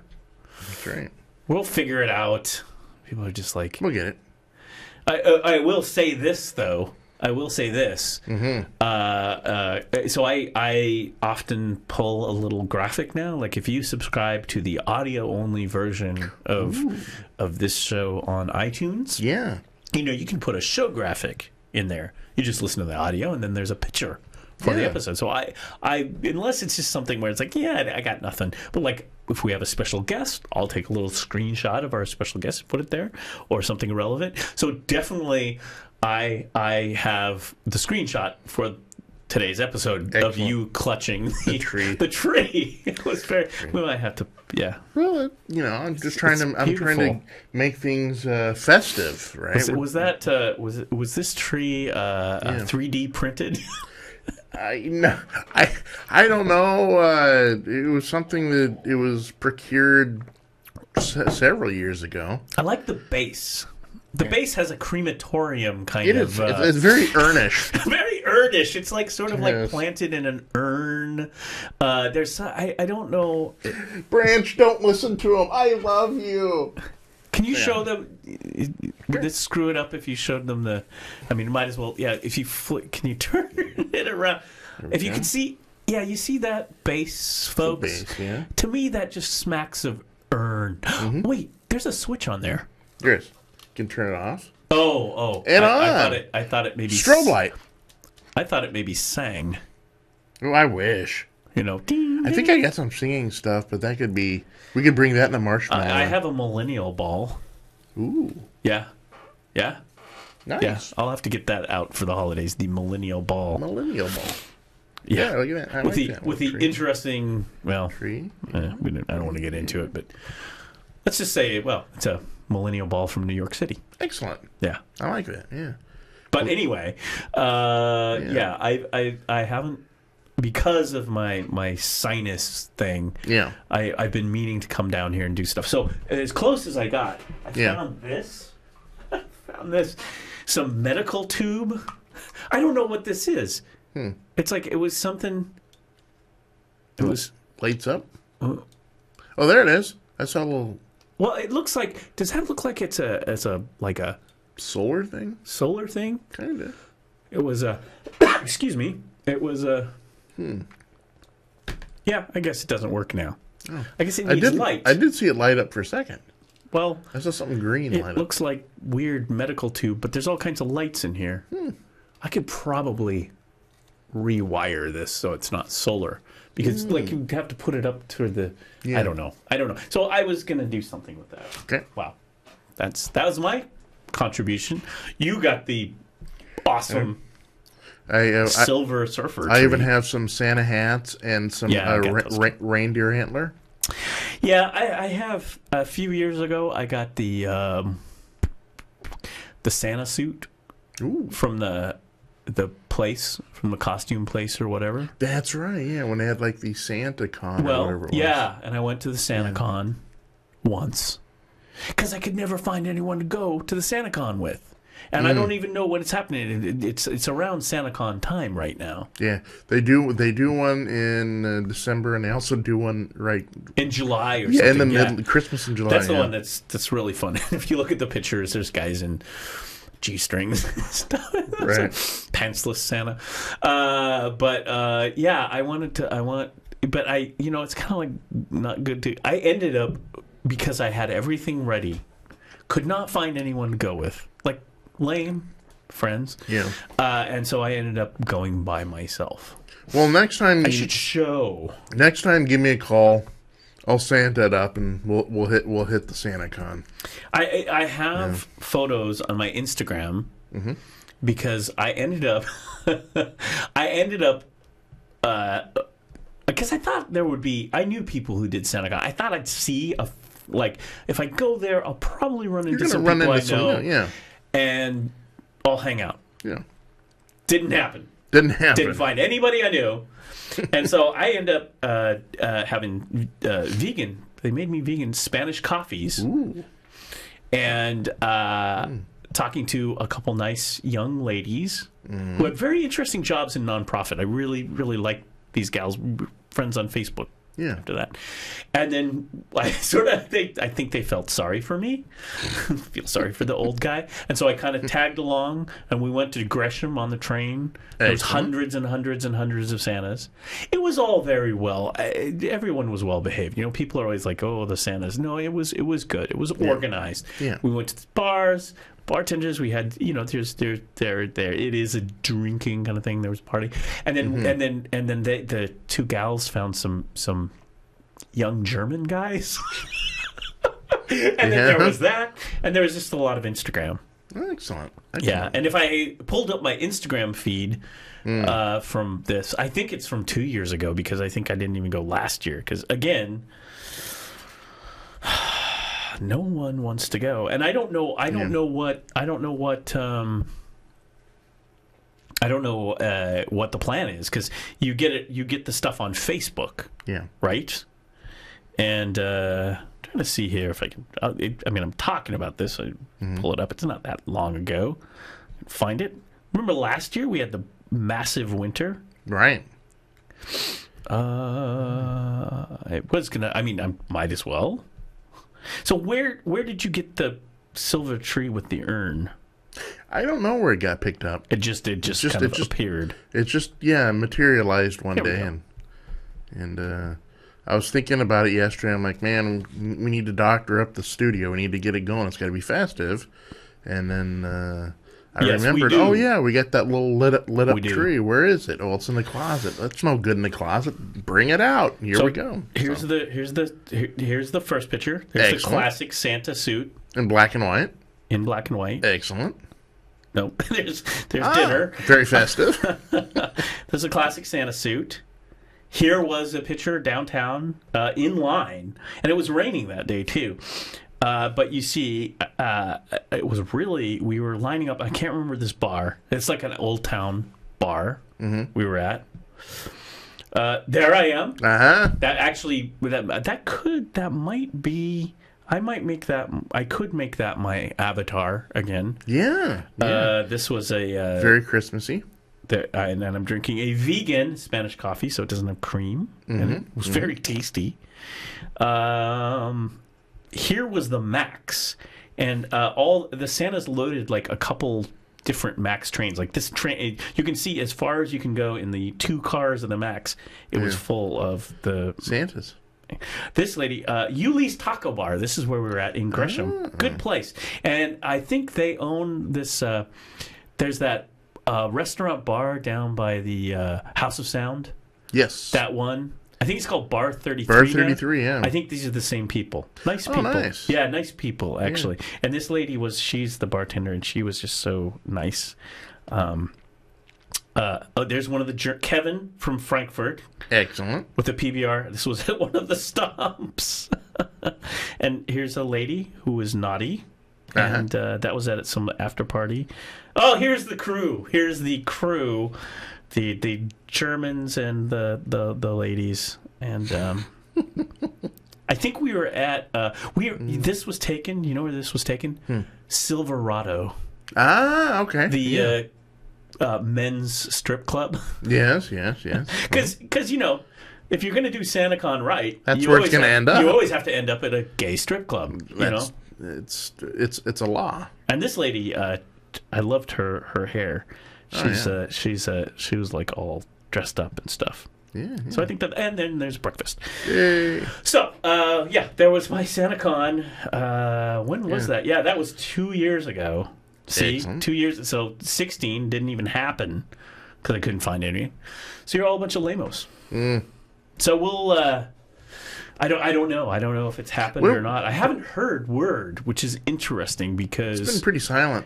Yeah, because I'm on the Facebook pages announcement things that would announce it. And here's the other thing. Okay. There was competing SantaCons. This was, like, to me, I think the kind of original as it gets SantaCon from way back when it started. Because I remember getting invited to the first SantaCon that ever happened in Portland. That was like in the late 90s. And I didn't go. I was always like, I don't got a suit. I got to find a suit. Okay, I don't need, because you have to wear a suit. You have to wear the Santa suit. You can't show up SantaCon without the suit. Yeah. But anyway, so I think this was kind of like the original one that was like originally put on by the Cacophony Society, but it's not, or it is. I don't know. But then there's one like in, I want to say St. John's or something. There's another one, and one sponsored by a bar. So there were like, at that time, 2 years ago, there were like 3 SantaCons that happened. So I went to that one. But then there were more that were happening. Gotcha. So I don't know. When are we going to do a Curmudgeon Con? Just a bunch of curmudgeons sitting around. That would involve a lot of things. There's a lot of moving parts. There's things. Eventually. You know, maybe in a year. We'll convene at the Black Lodge. Yeah. We have to find out how to advertise our podcast lodge on those lame-o things. Yeah. Cameras. So anyway, we got the urn. We've got this. You get the Christmas urn. The Christmas urn with the silver. See, coming from the Northwest. Yeah. I was always, when I was a Tenderloin Scout. Sure. You know what we did every year as a fundraiser? We sold Christmas trees at a Christmas tree lot. Yeah. Right? Yeah, that's always been the staple of the Boy Scouts, the Christmas tree lot. Yeah. We would get Christmas trees in and sell Christmas. And those are and coming from the big Pacific Northwest. Yeah. We have Christmas trees farms. Are plentiful. Yeah. Christmas tree stuff. So I was always like a Doug Fir kind of a guy. Yes. Or maybe a Noble. Sure. Oh, would you like a Noble? But then I remember there was maybe that should be his name, Doug. Doug. Doug fir. Well, Doug, Just Dougie. Doug, yeah, Doug the silver fir. Right. I don't know. Doug. We'll call him Doug Flocker. Doug the fabulous fir. Fabulous. It needs Dougie. a voice. It definitely needs a. So I was always kind of like a all natural, and then you'd go out and you'd cut trees. Sure, the U-cut, yeah. You know? Me too, yeah. Our family, we used to always go out. It was kind of a tradition. We'd go out and U-cut the tree. Do you still do it, or do you just like, no, forget about it? Yeah, I'm not that ambitious anymore. Yeah, nobody is. It's a lot. Yeah. And, so we'd go do that. So I was like an all natural tenderloin scout. This is a Doug fir, and it's natural, and we killed it for your Christmas enjoyment, which seems kind of harsh to. I mean, that's what you do. Kill a cool living tree that would grow up really big, but I guess we have lots of forests and things that we could go out and see those big trees. I like big trees. Yeah, we go out, we get a tree, and then we shove it in your house. Yeah. And then, there was one year I went out and did it, and then brought it back, and the tree, the whole season smelled like diesel fuel. Like diesel fuel. It was nasty. It was like, oh, God, I can't stand it. It smells like diesel fuel. And after that, I was kind of like, I'm not so sure I want to bring the tree in here, these wet, rained on diesel fuel trees. Yeah. And so I ended up, I had an artificial tree. I got an artificial tree. Well, artificial trees have come a long way. I remember way back in the old days, I mean, they did look like a bunch of pipe cleaners. Yeah. In there. But now, I mean, it looks... Or silver. But now, I mean, it's like, you look at, like, the really good artificial trees, and it looks the same as if you went out and bought a tree. I mean... But the key, the key is... And they're always like, man, they like rip you off with these artificial trees. Oh my gosh. $300-$400, man. Well, you got to buy, first of all, if you want to get your artificial tree, buy it in July or something. Right. From like overstock.shanghai or something. I mean, it's like really like that's where you want to go. $29.99. Yeah. Because as soon as you like go to like, the places like around the season, it's like $250, $300. I'm like, it's an artificial tree. Yep. So, but the thing I found out, this is like the second artificial tree. And I was always like, I will never have an artificial tree. It's like, now I have an artificial tree. Yeah. The second artificial tree, I found out, you used to get the artificial tree, no lights. Right. And then you'd have to put the still lights decorate on it yourself, yeah. No. Now they're all lit the up. artificial tree. No, they're not all. Not all? Yeah, then the price difference. You got to get the artificial tree with the lights built in. Yeah. Because... Yeah. I never liked stringing up the lights. Yeah. I mean, we've just gotten so used to it. To be honest, I never really liked decorating the tree. And as a kid... Yeah, me either. They'd be like, you'd go decorate the tree. And I'd be like, can I just get the presents? I'd rather open presents. Right. This is labor. I have to do this stuff. Yeah. And then one year you made like there was that one ambitious year in the family or your cultural group of origin where you made all the handmade ornaments. Oh, yeah. Like back in the old country. So you're painting walnuts with silver spray paint and you're baking cookies that will last for 20 years, gingerbreads that you'll hang and... Sure. And painting little toll Santas and stuff. Well, and then you had the obligatory ornaments that you made in grade school. Oh, yeah. Every year. And, look at that. A painted popcorn ball. Would that be one of them? Sure. That was always the one. That was the one that I always liked. Is a popcorn ball. Did they also put cranberries on it? Or something? Maybe not. Maybe I'm not thinking something wrong. I seem to remember some like a string. Yeah. You'd get a string and a big needle. Yeah. And you go in and pop popcorn. Yeah, and popcorn and the cranberries and stuff like that. I remember and then that. you put it on, and then ornaments. There you go. And then you put it on the tree. Yeah. And in the meantime, because you're popping popcorn, you're done. Hey, don't eat the popcorn. That's for the tree. Oh, yeah. But I like popcorn. Right. So, so there's that. And so now we have this space age silver tree. So they'd have flock. I remember, I want to say the late 60s. they had these flock trees. So Yeah. as if a Tannenbaum, that's, by the way, what they call them in the old country, the Tannenbaum. Oh, Tannenbaum. Look it up. Ich bin ein Berliner. Die Weihnachtsbaum. I see nothing. Anyway. Schulz, der Weihnachtsbaum will be here. Schulz. Anyway. Wetter, wenn es klingt. Tannenbaum. Yeah. Klingt, where did you get this Tannenbaum? What is this tree doing here? Yeah. There's a little microphone in the stand, Hogan! you know.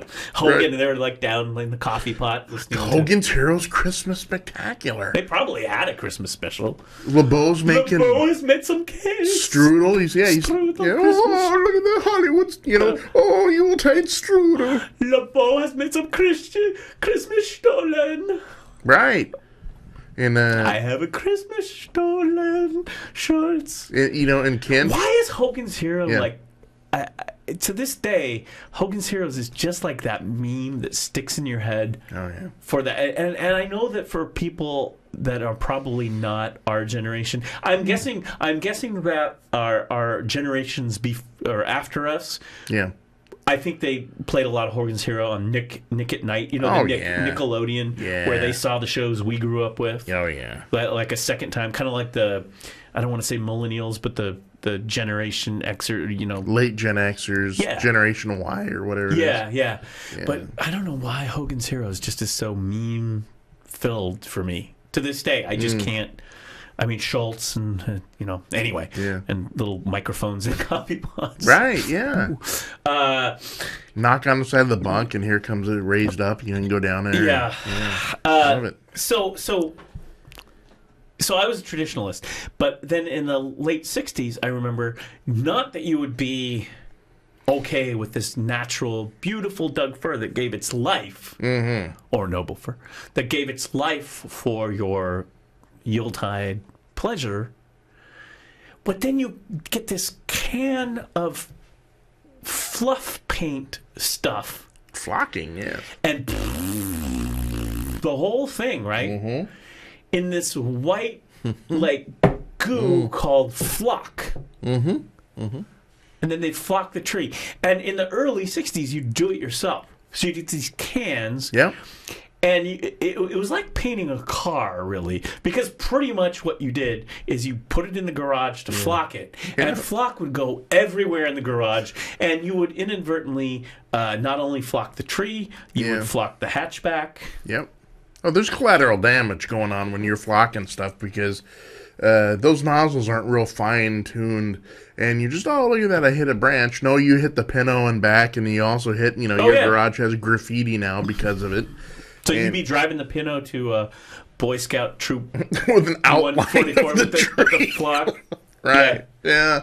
Instead of wash me, it would be flock me, in the Right, back. right, yeah. Go flock yourself. This thing got everywhere. It was a complete mess. Yeah. It was a complete mess. It got everywhere. Oh, yeah. And again, you got it on the tree, and then you brought this thing in, and it shedded, and this was the flocking, right? Yeah. And then this was this tree that was white. Yeah. Flock white. Because green is not good enough. No. The Tannenbaum is not good enough. No, we need a snowy tree. I'm not sure why. Oh, that's it. It made it like pretend it was snow, I guess, in your house. You one of those flocking, the whole flocking conundrum is you either really, really, really loved it, you were like, oh, flock, this is great, or you just hated it. Right. I was like you. I was a traditionalist. Flock tree, no way. It's got to be, green. And we were. Well, the other part to that is very pro green, but other people, they were pro flockers. Well, the other thing that I actually about the flocking is you had to have a color wheel. So you had this thing. Not only was it flocked, then you had this light bulb with a wheel of color that would spin, and it would be blue and red and green, all the colors, and it would shine on your white tree, and so your white tree would shimmer in these different colors. Yeah. Yeah, our house, it was a little different. We didn't do the flocking. We had this normal tree, but we'd alternate. One year it would be all colors, and then one year it was my mom's turn, and she had a tree that was just all the ornaments and all the lights were all red. And so, of course, us growing up in the Cold War, we would always refer to it as the commie Christmas tree. The commie Christmas tree. The commie Christmas tree, because it was all in red. Mm-hmm. It looked good, all red tree. That's what my mom liked. So it was flocked? No flock. We were anti-flock. Wait, it was spray painted red? No. Oh, okay. It was just all red ornaments and all red bows and all red lights. Yeah. It was just all. That's awesome. All red. So at the top, where you would have an angel or some sort of, you'd have a hammer and a sickle. Yeah, basically, yeah. Look, we had the funny thing is we had. Can I give you some East German toilet paper to? And that's red too. Yes. But no, the tree topper was like this kind of spire thing, and it looked like the top to the Kremlin. Uh-huh. You put it up there, like, wow, it's a commie Christmas tree, and that's what we used to do every other year. One year was us, multicolored. So and what next you're saying year, is your mom was a sleeper cell agent. She right? could have been. It was like, yeah. Oh, I've got to go take a long distance call in the other room, Jason. Right, and I never understood. Mom, why are you speaking Russian in the bedroom? Right, and why are you always having me leave messages in trees? Yeah. Leave a coded message Your in a tree. mom would be on the phone going, da, Da. da, yeah, da. Yeah. Das Vidanya. Yeah, well, I guess that answers the borscht question. Jason, we're taking a family road trip to Los Alamos. Los Alamos, for no right. reason. Yeah. Da. Here, kid, you hold on to these binoculars and look over the Did you fence. ever and see what's wonder about Uncle Boris? It was like, how is Uncle Boris? Right? We're not even Russian, but how is Uncle Boris our uncle? How dare you say Uncle Boris isn't family? Yes, he's mom's handler. Handler, right? Yeah. Da. But no, she loved the red tree. Yes. And so we would every other year we would have a commie Christmas tree. Oh, look, it's another stocking stuffer, the Communist Manifesto. Thanks, right. Mom. Mao's little red book. Just what I've always wanted. I loved it, And then when your dad was a Republican, and he was just like, I'm voting for Nixon. Right. Quiet. I'm watching Nixon on TV. Oh God, this is a Jason family sitcom in the making. Oh, it is. Mom's a red sleeper agent, and Dad's a Nixonian Republican. He voted for Agnew in the primary. Right. He was a big Agnew guy. Yeah. And no, actually, my dad was actually a very liberal. I'm just spitballing. But we'll make him into it. Yeah, I'm thinking this is like your personal comedy. Yeah, it's your like Wonder Years sitcom. Remember the movie Christmas Story with Ralphie? Oh, who doesn't? It's right. a classic. Well, this is just like Christmas Story on acid. Yeah. And so we had a commie Christmas tree, and Mom liked that. Just now that I think back, I see things in a different light. Yeah. What's going on? I think breaking news? Yeah, I think there's breaking news. I think what we have to do is maybe I don't know. I'm getting messages. There's all sorts of stuff going on. Oh, like crazy. Okay. Yeah, not in the news, but I did have a fun thing that I was going to share, but I think we got to wrap it up. It's been a couple hours. We've done a solid 2 hours. Yeah. So I think it's time we ride off into the sunset. Yeah. And unless I am incapacitated to the point where I can't even be wheeled in here, folks, we will be back on Monday. And yes, I've got more Christmas stuff to bring in. Shecky, the book of Shecky, yeah. Shecky willing. Yep. The other thing I was going to say is that we'll do this as a teaser for Monday. Mm-hmm. On the TV, we got voicemail. We got people calling in. Wow. Yeah. I like it. I was going to play it, but we're not going to. Okay. We'll save that for Monday. Yeah. And, we've been here for a while. Yeah. So that's all good. Oh, my. Oh, my. Oh, my is oh, my. Okay. Oh, my is oh, my. All right, folks. So, we're going to go and be safe out there. We hopefully those folks down in California, the wildfires, Here, the tree's going to wave. Yeah. Okay. Yep. Have a good weekend, folks. We will see you all again on Monday. This has been Coffee with Curmudgeons.